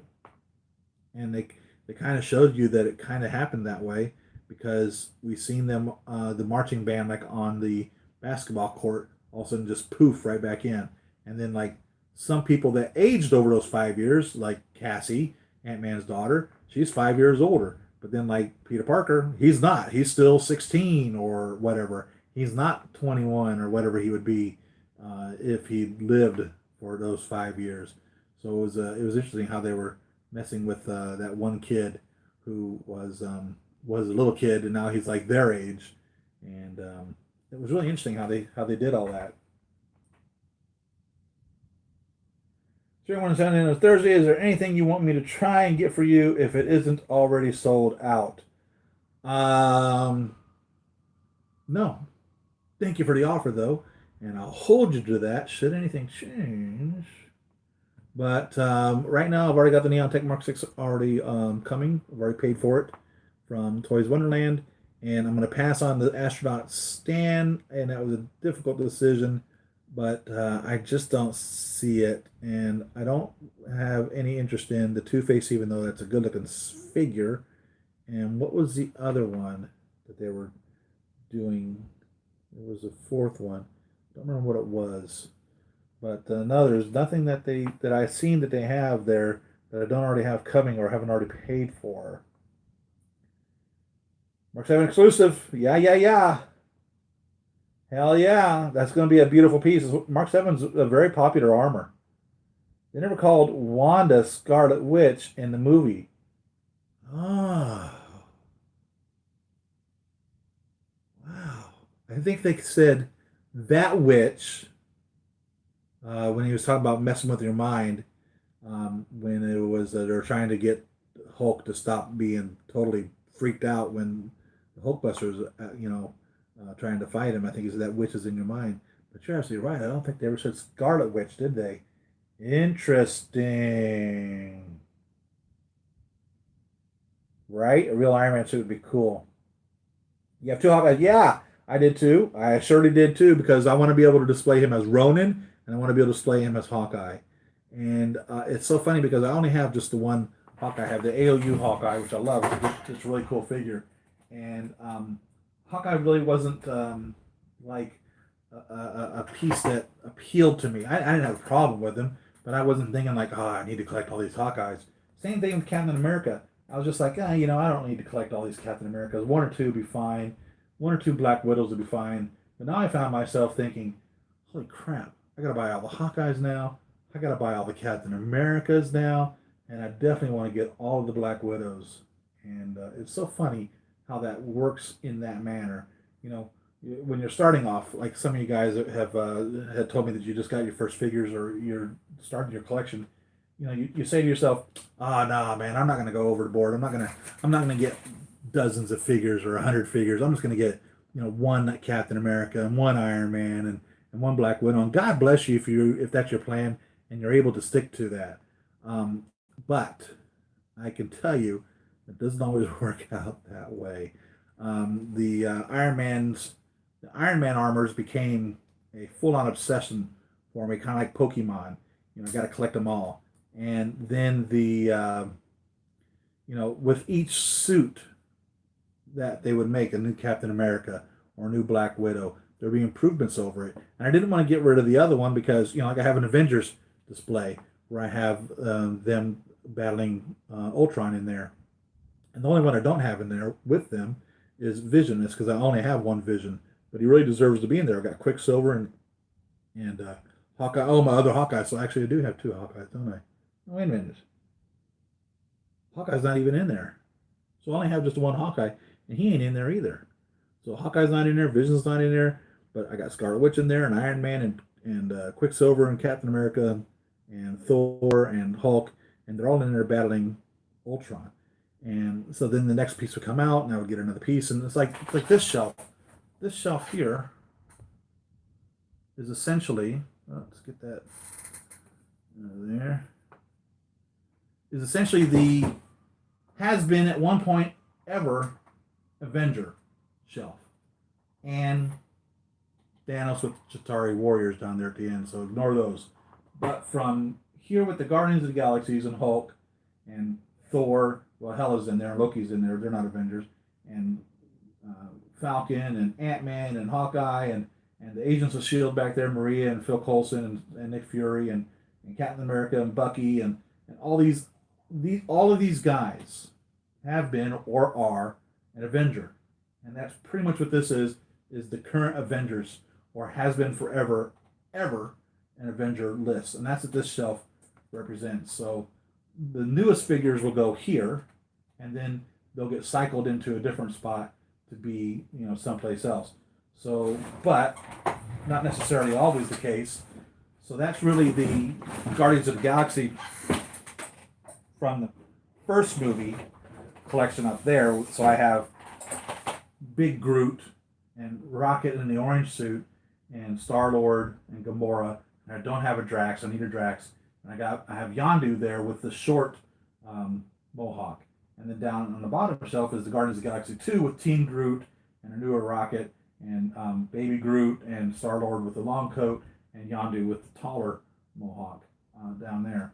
And for instance, my Infinity War, I don't even know what I'm going to do with them yet. So I just have Thanos and I have Black Widow and Captain America and the Mark 50 just down here on the shelf. They don't know where they're supposed to be right now. They're just kind of chilling. And then I've got my Deadpool shelf, which I'm really enjoying. Deadpool is really, man, what a complex and complete storyline and character that has become. And then I got my Fison shelf right there. So it just kind of snowballs, and it's amazing how it gets that way. Top favorite character in the Marvel Universe would have to be Spider-Man. They never called Quicksilver in Age of Ultron. They did not, huh? What was his name? Petrov, right? Want a picture with me? I'm Ant-Man, right? Come on, take a picture. He needs a picture. Come on, get this picture. Give me a dad. Listen to your mom. She knows what she's talking about. Recipe Stan Lee the Legend. Yes. Right. Can't stick to one figure, dude. I'm with you. It's a dangerous hobby, but a fun hobby. It sure does. It keeps it drained. Yeah, my first Chris Reeve Superman. Then 89 Batman was, okay, that's it. Super Bats, that's it. Then Nicholson. Oh, yeah. The Nicholson Joker. Oh, yeah. Do you have all the Nicholson Jokers? Got hooked. My first was the Heartbreaker. The first hot toy that I was introduced to was the Tron Neon Bike. When I seen that, I was like, holy crap. Look at that thing. That thing's gorgeous. Oh my God. And I didn't pursue collecting at that point. The collection came with Heartbreaker. Heartbreaker was a piece was the first Hot Toy that I bought. And it's funny because to this day he still has a special place in my heart because he's like the first. He just looks cool. I don't know why, but I just look at him and I'm like, that's a cool looking figure. Kit bashes, you know, that's kind of like what my kid pool is here. He's a 100% kit bash, and he's not complete.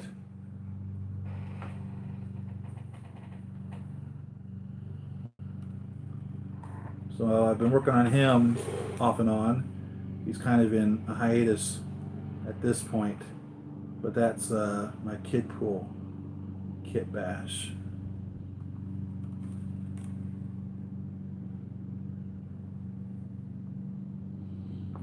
Really dig him. Cool figure.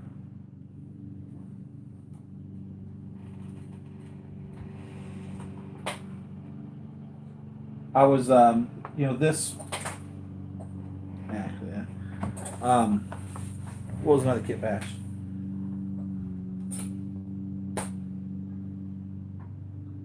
I guess the others really aren't kit bashes. They're buying this clothing and then putting them on a body, like my Loki in his outfit that he wore when he went to Germany, and when he met the Avengers. He's wearing the suit and the scarf, and he's holding the giant staff. So that really isn't a kit bash, but Deadpool Kid's definitely a kit bash. Rick, see you next week, man. Thank you very much. I will be doing this Tony right here. That's going to be my next week.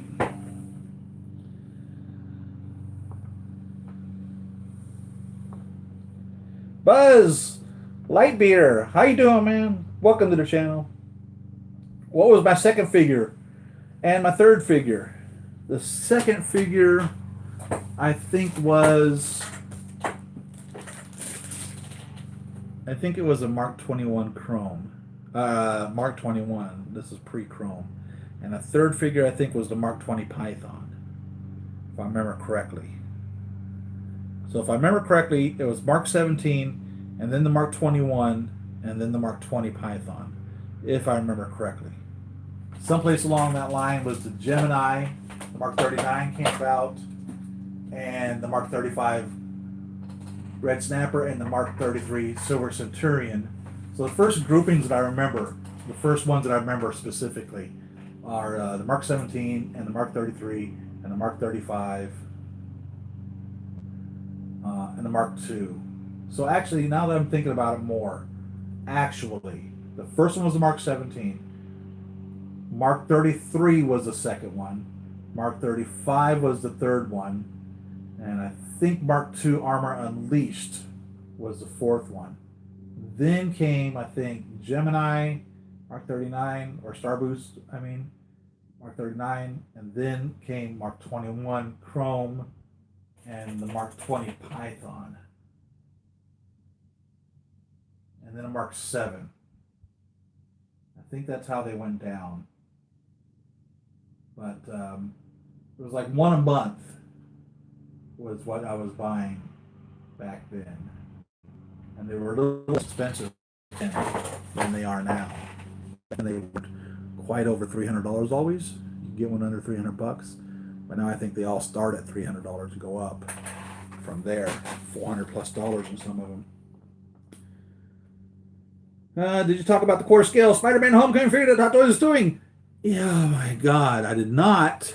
I tell you, I would like to get a quarter scale Hulk, and I would like to get a quarter scale Ant-Man, but I'm not into the quarter scale. The only reason I want those two figures quarter scale is because Hulk and Ant-Man can be multi-scaled. Ant-Man would be a giant man, more or less, if he was a quarter scale. But what I am discouraged about is 2 years ago, I think it was, they showed us pardon me, guys. They showed us the Vulture, played by Michael Keaton, as a 1/6 scale figure. And all of us are like, yeah, frickin' build that, sell it, and let's get it on because we want it. and now they're showing a some sort of glimpse of the Vulture, and they're saying it's a 1/6 scale figure, but then they're hashtagging it as a 1/4 scale Marvel. And as I'm looking at it, I'm like, that don't look like a figure. It looks like a diorama, and it makes me think that what they're probably doing is they're going to have a Spider-Man 1/4 scale figure on a Vulture 1/4 scale diorama. And I have a feeling we're not getting a 1/6 scale Vulture. And I have a feeling that it's going to piss me off. And I have a feeling I'm not going to like it. And I have that feeling. That's my feeling about all of that. But no, I don't seek out the quarter scale figures because, as you can imagine, looking around here, I don't have room to scale the 1/6 scale figures. But the one quarter scale Ant-Man and a 1/4 scale Hulk, in my opinion, would still continue to tell the story. Well, I just can't get this glove to be perfectly aligned here. I'll have to finagle this some more to get this exactly how I want this. Probably only fits one way. But it is pretty cool how it just snaps right on there with a little magnet. Makes it real simple.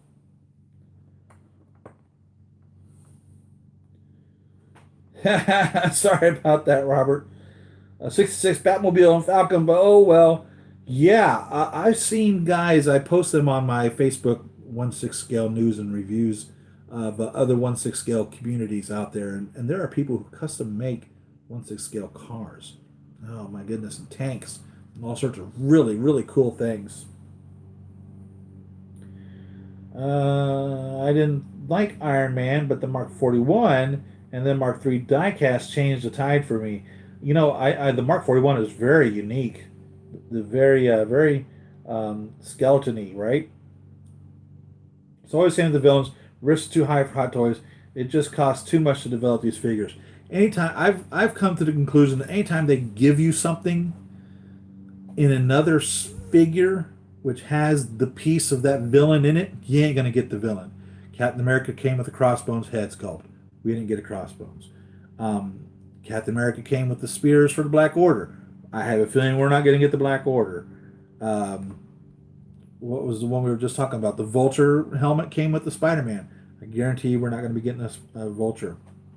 And that just totally sucks because you have to have bad guys in order for there to be good guys, right?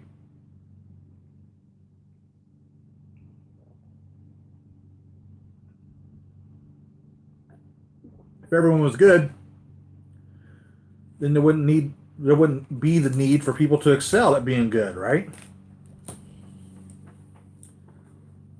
Everyone would already be good in the first place.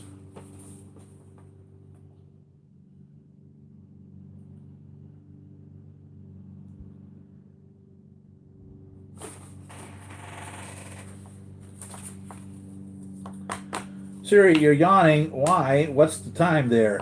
I didn't go to bed last night.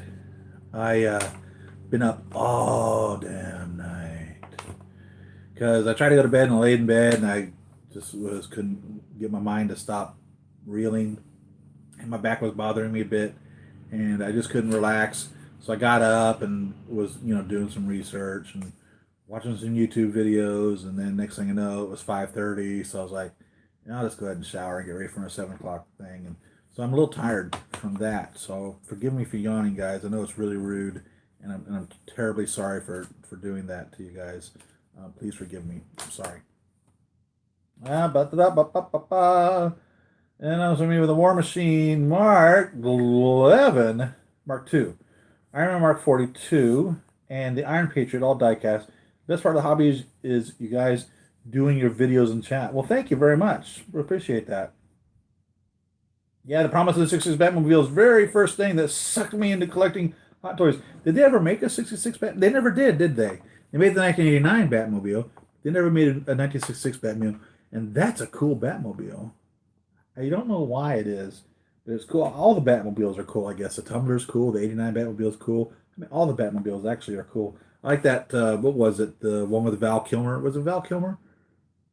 or maybe it was the one with George Clooney, and I don't remember when Alfred calls him and says, um, "Master, what was his name? Dick, Master Grayson. Master Grayson is taking the car." He goes, "What, the Bentley? No, the other car. What, Lamborghini? No, the other car." And it's when he had stolen the Batmobile. I thought that was so damn funny. Mark 11. I think he meant Mark 2. I got home 2 a.m. from work. Always one. Makes life hard at work. Feel one day will be fine. Fired just because of one you know what. Right? Hope your drink is JD and Coke, pal, right? I didn't sleep either. Sorry to hear that. Was at work. Got home at 2 a.m. Wow. Yeah, that's late. This shield Tony is cheap, but the blue uniform is too light blue. Off, sadly.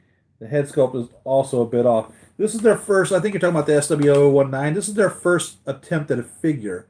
I don't know why they're calling it the 19. Is it because it's 2019? Are they only planning on doing one figure a year? That doesn't make any sense. But I've never heard of SW Toys before this, so I'm assuming it's their first figure. Um, and I'm assuming that they're using a standard type neck body or whatever, so I could probably put a head sculpt on there that fit. And so I have a lot of like Iron Man, Tony Stark head sculpts laying around. They come with a lot of figures, which is good because there was a time when they didn't come with any figures. And I was like, where's the freaking Tony Stark head sculpt? The boss is gonna write you up. Do this, do that. Oh man, do 300 names. Want 2 hours. If no, I write up. Yeah. Sorry to hear that, man. I'm gonna say something. Get fired. Just draining. Feel one day. Get fired and have get rid of all my stuff. I hope that doesn't work out like that for you, man. I hope you are able to stay happy. We work to get the money to buy the toys that we need and the things that we want, and I hope you guys are stay safe and sound out there as far as that goes, right? Sorry for the wrong message. I want to become a YouTuber. Oh, well, Jason, I encourage you to do that, but don't be discouraged. It's easy to get discouraged. I got discouraged. It just got to the point where every freaking video that I made, they wanted to give me shit over. They wanted to um, take all the money out of. They wanted to, demonetize it. They wanted to, hell, not even show it. And it's like, the time that I would spend and the money invested in equipment to make a YouTube video is immense. And then they turn around and only give you like 45 cents and you spend like hours. I mean hours, 6, 8, 10 hours. And I just really got to the point where I quit doing all the little reviews and everything because it just used to make me so angry. I would spend hours doing these things and then I would get nothing out of it. And or even they would remove my video from even being up for no, and I have no idea why. Why? Because if you have less than 10,000 subscribers, they don't have to give you a reason why. If you have less than 10,000, they can do whatever they want, and that's it. Simple as that. If you have 10,000 at least, then supposedly they have somebody that you can contact and say, well, what was wrong with my video that you removed my video or you decided not to monetize it? But if you have less than 10,000, nothing. All you do is peel it, and it just goes right into the block of never gets reviewed. Too bad, so sad.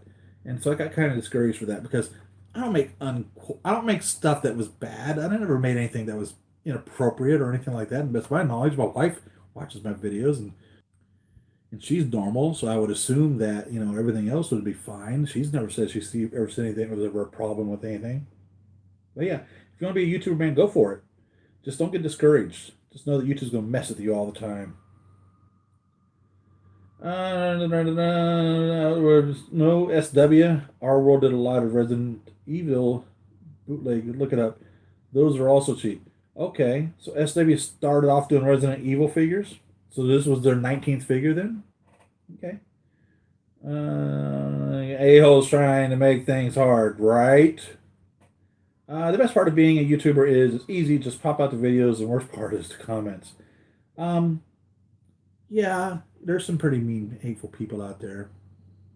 Um, this is the easiest tell you the truth, just doing a live broadcast. And I appreciate you guys sticking with me and watching these live broadcasts. But I really enjoyed doing the reviews. I really enjoyed doing the previews. And I really enjoyed providing a high quality 4K image video. And I feel that I'm shortchanging you guys with this. And I'm sorry. And I tell myself constantly that I need to get back with the program and start doing reviews, start doing my previews. I mean, I do the work. I've got videos. If I were to just upload every video that I in the raw state that it is now, videos that never got finished and published, that I would just be thrown up there. And I think about that at times too. Just like come up there, just throw up whatever I a Patreon exclusive video or something like that. I'm gonna do that one of these days. Just throw a bunch of stuff up there that I've never gotten done. What does demonetizing mean? What that means is, okay, so when I first signed on with YouTube, in order for you to be able to be paid for your videos, because they put advertisements on your video, you had to have, I don't remember what it was, 1,000 subscribers, and you had to have made like, I don't know, 25 videos or something. I don't remember what it was. And then you would receive a compensation by the companies that you're at that advertised on your channel. And used to be the compensation was really good. And then one day YouTube decided to open it up so that every single video, no matter what, that gets put on YouTube gets monetized. You get paid for. However, they knocked it down from being a decent amount of compensation to being nothing. It's 0.00001 cent per 1,000 clicks on your video. So if 1,000 people click an advertisement on your video, you get paid 0.00001 cent. Add that up real quick. You'd have to have 100,000 clicks on there to make a buck. So it's hard to get in the first place now from where it used to be. You could actually make money out of that. And when YouTube first did that, the first thing YouTube said was to talk to your subscribers and tell them that if they want to support you, instead of waiting for the advertisers' money to kick in, to support you through Patreon. And I felt like that was like begging. I feel like asking you guys to support me on Patreon, it's like I'm begging you to give me something for nothing, more or less. Compared to an advertiser who's actually getting something out of his advertisements, I just don't feel that I'm getting paid properly for that.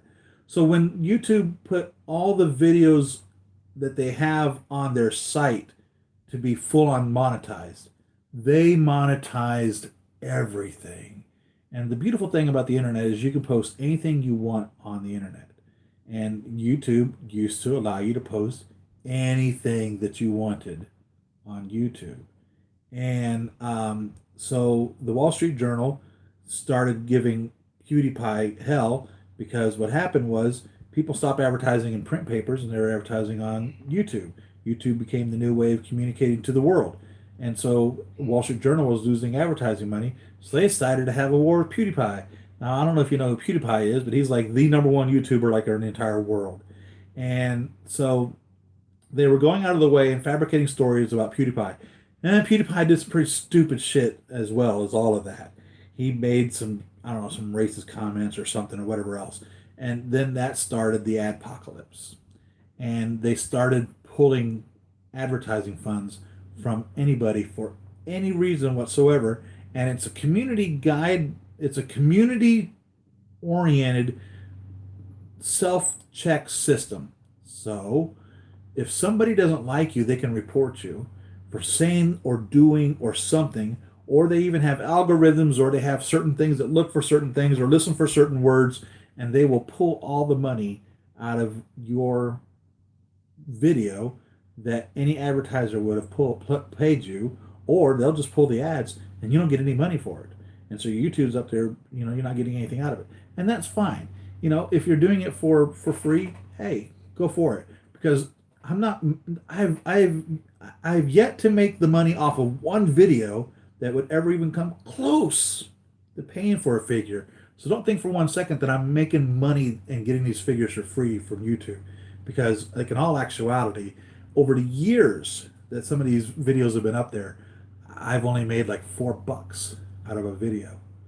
And you know how expensive these figures are. So it is a passion that I'm doing this in regards to. And it was nice to get $4, $5 or whatever a video and over many months. But then when all of a sudden they're like saying, no, you don't get anything. It's like, oh man, what the hell? And it's like, why? Why did you demonetize that? What did I do? What did I say? What did I show? What was wrong with it? What was it that an advertiser felt that it wasn't kid friendly or wasn't advertiser friendly or sent the wrong message and offended them? No answer. So I have no idea. So I was like, man, fine, I'll just get, well, I'll just quit making videos. You know, if that's the way it is, I'll just quit doing it. And I continued doing the videos, it was difficult, and I had some things going on and whatever else. And like I said, just don't be discouraged.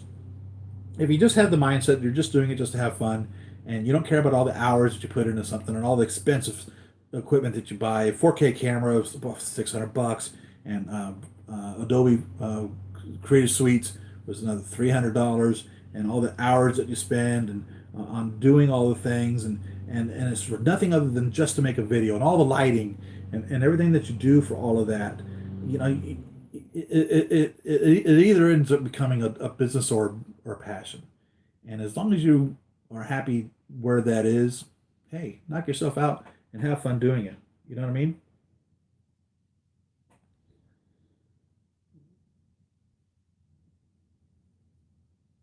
Let's back this up and find out where we are.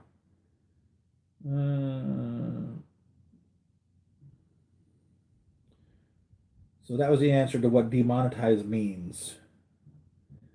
Jason A Hole said, "Oh yeah, what is the worst figure you have ever bought? As in looks cheap and nasty." The worst figure. Which figure do I not? You know, I would have to say I'm not a big fan of not a big fan of the first Whiplash. They could have done so much better job with that. And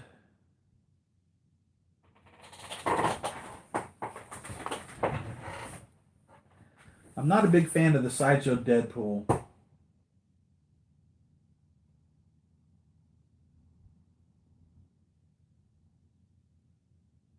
So that would be the two that I own that I don't much care for in that regards. Um, that's really it. All the other ones I think are really nice. Some of the older ones they look older. The artists have gotten better over time, and you know because each one of these head sculpts, they're hand sculpted and then mass produced, and then they're hand painted. Each one is hand painted. And as the years have gone, the sculptors have become better and the painters have become better. So like a 10-year-old Hot Toys Tony Stark doesn't look anything compared to, you know, the Smart 50 Tony Stark looks like. I mean, they're two big, huge difference. Yeah, I've had a couple of really mean comments on YouTube channels. Sometimes I delete them, sometimes I'll leave them, but I don't know. People are weird, man. Sometimes they just want to be mean. I guess that's how they. I don't know. I guess that's how they make themselves feel important. My Doctor Who figures, the bodies suck, but love the characters. Always trying to get new bodies. I wish I'd had time to watch more Doctor Who. My wife doesn't like him. I really enjoyed Doctor Who. I used to be an a-hole on the internet. Um, Internet does affect you. I guess getting old changes you. I have no problem being a YouTuber. Only thing is I have stage fright. Yeah, that happens too. You know, it took a long time for me to get in front of the camera. And hey, go with it, man. You'll see a lot of videos out there are just hands, right? You don't have to worry about stage fright when it's just your hands. Also, I get 200, I'm still broke. I get 1,000, I get a buck. Yeah, if you get 1,000, you get 0.0001. You get 100,000, you get a buck. YouTube weird. Come on, Siri, clear up, cheer up. You got so close to 5,000 subs. I know. I got 4,000 subs like 2 years ago. I've been sitting at 4,000 subs for 2 years. That tells you where I've gotten stagnant. Okay, thanks, Siri. Always wonder how the YouTube thing works. And they always change it too. So it works like that now and it'll work differently next month. I thought Sean Long was a millionaire until that adpocalypse thing happened. Yeah, Sean, when I made my first YouTube video per se in 2015, Sean Long wasn't quite at 100,000 subscribers yet. And he professes, before the apocalypse happened, which happened shortly after, I think it was February of 2016 was when the first apocalypse hit us. He states that at that point, when he hit 100,000 subscribers, around that time frame, he claims that he was making $900 a week off of 100,000 subscribers. And YouTube states that normally you will have 10% of your viewers, 10% of your subscribers will be viewers of yours. So YouTube claims that if you have, for instance, 100,000 subscribers, 10,000 people should be watching your videos. So I have 4,000 subscribers, 400 people should be watching my videos. That's just because you don't appeal to everybody every single time. And so that's why, you're not going to have 4,000 people watch your videos if you have 4,000 subscribers. It doesn't happen that way. You may have videos that'll exceed that because the video will go viral for one or another, and hopefully out of that you'll get more subscribers. But on the average, YouTube claims 10% of your subscriber base should be yours.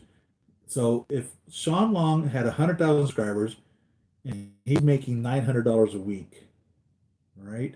And then the apocalypse hit and they rechanged everything, and you weren't getting paid that anymore, and now it's down to 0.001 per 1,000. He's not making $100 a week anymore. So I don't know what it is that he's making. It'd be easy to figure out. You just back it all out. But I have a feeling he's probably making 25% of what he was making before. So at now he's at like 225,000 or something subscribers, and I think he's getting like $250 a week. So add that up and then back that out to where I am. So 225,000, figure if I was at 2,000, if 225,000 is $200, 2,000 is $2, 4,000 is $4. So that tells you where I'm at, $4 a week. So no, we're not rich from YouTube. We're not making money. These figures are not paid for by YouTube. These figures are paid for by my real job and my real work that does all this. And everything I do for YouTube is just pure passion. It's truly passion. I mean, you only get a paycheck from Google when you hit $100. I think the last time I got a paycheck from Google was February. So I'd had enough views over a period of months to accumulate $100, and they cut me a check for $100. So, and I haven't gotten one since. So that's how that adds up. And then they turn around and turn you over to the IRS as making an income, as in your $100 every 6 months is big money. So then you got to pay taxes out of that as well at 28%.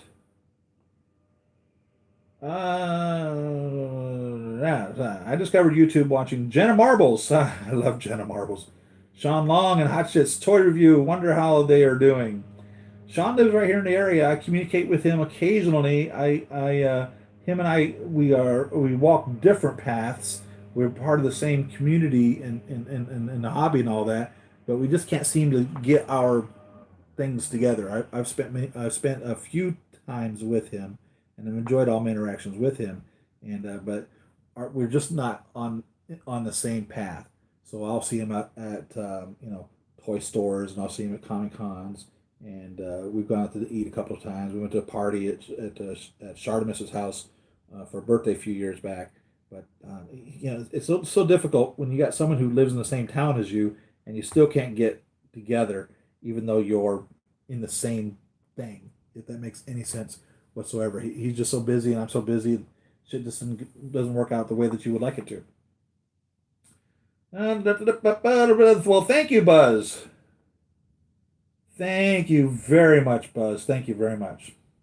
Can I try doing a stop motion film with those little toys? I was trying kind of like a stop motion thing some of my older videos, I did like, not really a stop motion, but kind of like an action thing. And I always wanted to do stop motion.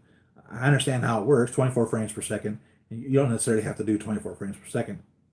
I have the capability of doing it, and I've attempted it a couple of times, and I had fun doing the little videos of my figures talking and all that. And Deadpool kind of ended up becoming like the star of the show, and he was in all the little videos. And I didn't seem to get any feedback from anybody that they thought that they were entertaining or worthwhile to continue on, so I just didn't do them. But I did a little something at the end of all my little videos. There was a little, like a little skit that I did with my little guys, and I enjoyed that.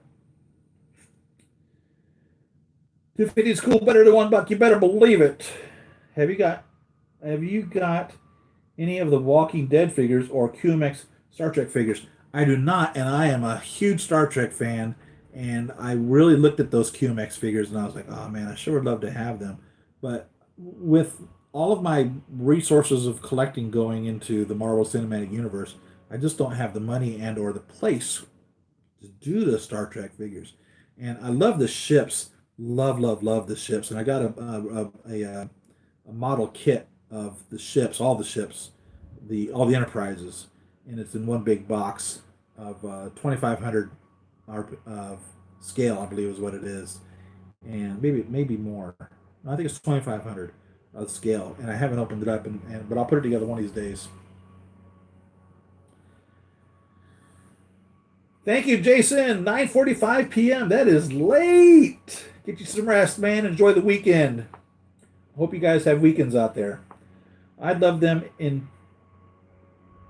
I love them. I'm torn though. Don't know. Should continue. Continue with. I got Kirk, Spock, McCoy, Picard. Oh, you got all of them. Good job. Torn getting Scotty and Sulu. You have to get Scotty and Sulu. Come on. They're like the guys. You know what I mean? Love those figures. Got a normal price, 150. Oh, that's not bad at all. Yeah, Sulu. I love Sulu. George Takei. I love all the. I've been watching Boston Legal lately. It was the television show that came out about 15 years ago. And I don't give people give Shatner slack and say he's not a very good actor. He's a really good actor. And I really enjoy watching Boston Legal. And it's interesting, seeing Shatner there 40 or 50 years after Star Trek that he was the captain of the ship. It's so funny. $1,000 a piece. What? What's $1,000 a piece? Sulu? I've got the QMX Star Trek figures. They are good. Cool. Worry about the bodies. Breaking down on the QMX figures. Also, I wonder if I should take off the fat suit. It depends on if the fat suit's required to make this figure look like it's supposed to look like. I think it's Captain America comes with the fat suit on him. I don't remember. One of these guys comes with the fat suit. I think it's Captain America. I think he comes with the fat suit. I don't take him off. I'll leave it as it is. I'll just, speaking of modifying figures, this Thanos, and I didn't notice this until somebody was talking about it on Facebook. I'll show you guys. As soon as I show you guys this, you're not going to be able to unsee it. How y'all may already be way ahead of this. You may already know about it. I may have been the last person on the planet to find out about this. Only because it didn't bother me, but now I can't unsee it.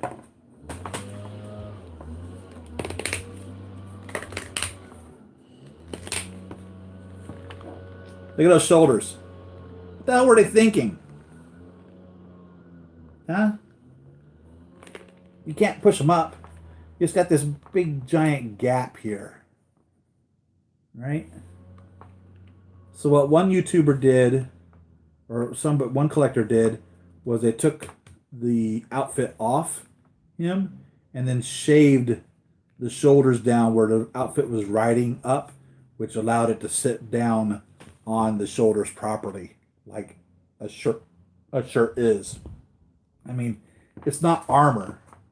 It's supposed to be on his shoulders. The shoulders are supposed to be supporting it. And so he modified his Thanos to make this fit on the shoulder properly instead of being all puffied up. So I'm going to share that with you guys. Something for you to consider doing. Or not. It may not bother you. But the more I look at it, it bothers me. I'm like, oh man, why did you show me that? Now I don't like it. And that looks like Thanos. Josh Brolin. He was a good Thanos.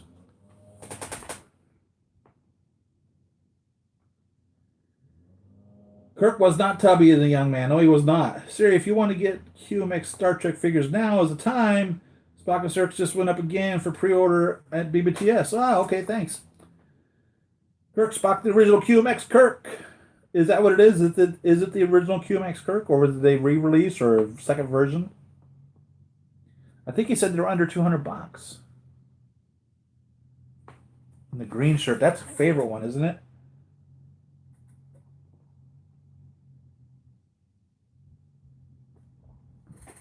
So funny, I've heard over the years that all of the shirts really were green, and that it was just the lighting or something that made it look like they were yellow. I have a hard time believing that, because I'm almost positive I've seen photographs of them, and I may have even seen the outfits at the Star Trek Experience when I went and seen it in Vegas 25 years ago, or however long ago that was.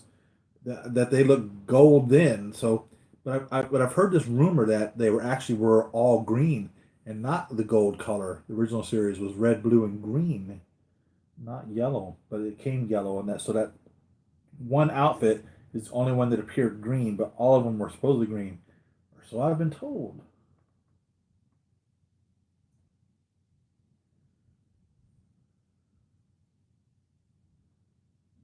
Yep, you cannot unsee it. The gap is not good. So, crap gap, 100%. Original QMX Kirk and Spock back on pre-order, BBTS, and perhaps Sideshow. I always put a BBTS link in the bottom of the thing. Follow that through. Let them know that I'm pushing you guys to the BBTS. I love Big Bad Toy Store. You know why I love Big Bad Toy Store? Is because, first off, you don't have to pay a deposit unless it's like over $350 or something like that. So you don't pay for it until it arrives in the store when they contact you and say, hey, the figure's going to be here in a few days, pay for it then. And $4 shipping. They will ship it to you for $4. Now you can pay more and have it shipped to you quicker, but I mean, hell, you've waited a year for the figure in the first place. What the hell is a week going to be doing for you anyhow? So take advantage of $4 shipping, and they'll ship everywhere too. So if you live out in India or Australia or Hong Kong, they'll ship there, man. They'll ship anywhere. They ship worldwide. I don't know if it's still only $4 at that point, but they'll get it to you. And that's why I like Big Bad Toy Store. Favorite sci-fi box set? What do you mean? What do you mean? Favorite sci-fi box set? You talking about movies? I'm not sure what you're asking, CBS. Sci-fi? Um, I've seen all the Star Treks except for Discovery. I've seen all of the Orville, which I've really enjoyed. I cut way back on buying through BBTS when they started charging tax a couple of months ago. Yeah, but I live in California and everybody charges tax, no matter, even Sideshow, and which California is a freaking mess of a state. It's so funny, man. California sits there and makes all these stupid decisions to treat their own citizens in certain manners, and then they sit there and stand in their soapbox and tell the rest of the country that they should let them make the decisions for them. And you do not want California making your decisions. If you don't live in California, you do not want California making your decisions. I'm telling you that right now. California makes stupid decisions. Stupid decisions. DVD. Favorite box set DVD.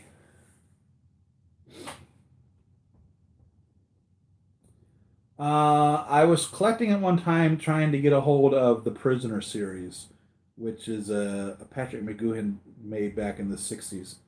He was a type of a CIA agent working for England. and he wanted to retire from being a CIA agent or whatever. It wasn't CIA, but it's that type of an organization. And he wanted to retire, and he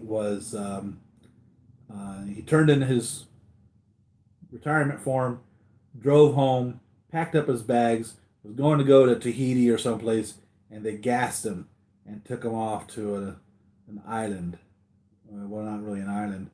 It's Port Miron, which I think is in Spain or Portugal. I don't remember where. Resort, and but it was where it was actually that, but that wasn't where they were in the television series. And he was kept there, and they never explained to him why he was being held there. So he was the prisoner. It's really interesting sci-fi television series. It made 13 episodes, I think it was, back in the 60s. And I really enjoyed that box set of The Prisoner. If you've seen The Prisoner, I think you know what I'm talking about. If you've not seen The Prisoner, I encourage you to chase it down and try to find it and watch it, all 13 episodes. It's really, really interesting story. Really interesting story. It's dated, but it's not dated, if you know what I mean. It's from the 60s, but it's not necessarily dated. Is that a tornado? It's the gosh darn landscapers next door. They're out there. You know, there's a fence here between my neighbor and I, and they're over there he's over there getting his lawn mowed right now. Sure sounds like a tornado. Sorry about that, guys.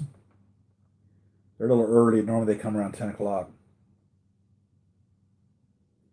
So I guess I've kept you guys long enough. Really appreciate spending time with you. I really enjoy everyone. I love all you guys, man. I love all you guys. I try to respond to everybody that sends me a message. I, um, I like interacting with you, and I like talking about the hobby and the hell is on his something's on his outfit here. What is that?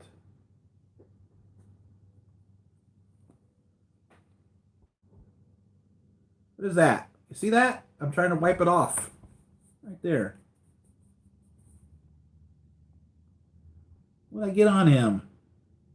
Gosh dang it.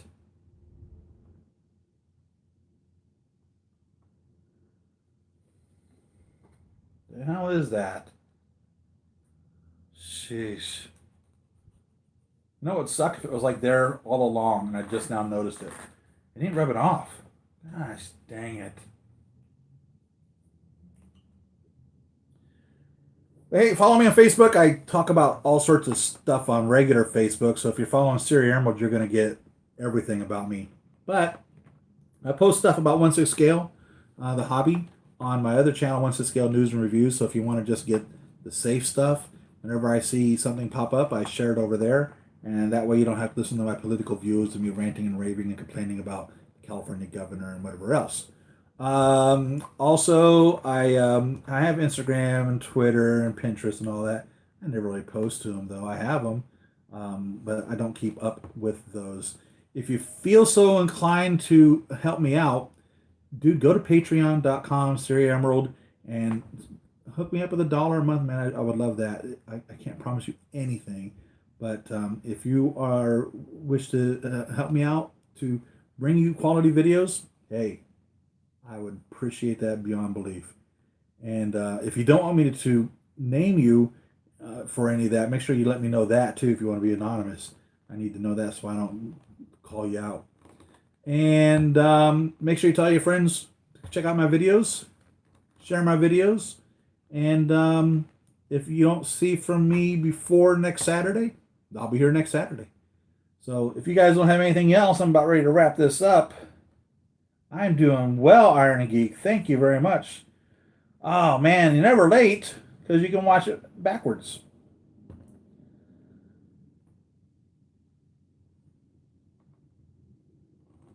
Right? You can watch it over and over and over again.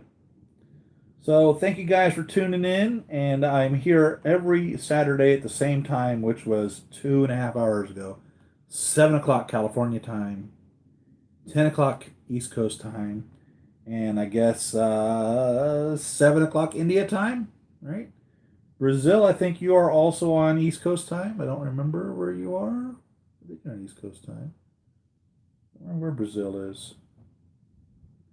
Thank you very much, CBS Sci-Fi. Thank you, thank you, thank you, thank you very much. Thank you. I keep telling myself to get back into doing the reviews and the previews. I'll get around to it. I will. I promise. Don't give up on me. Nothing else. You'll see me every Saturday. So I'm going to log out, guys, and let you all go and get on with your days. And thank you for visiting me. And I'll see you on the next video. Happy collecting. Bye.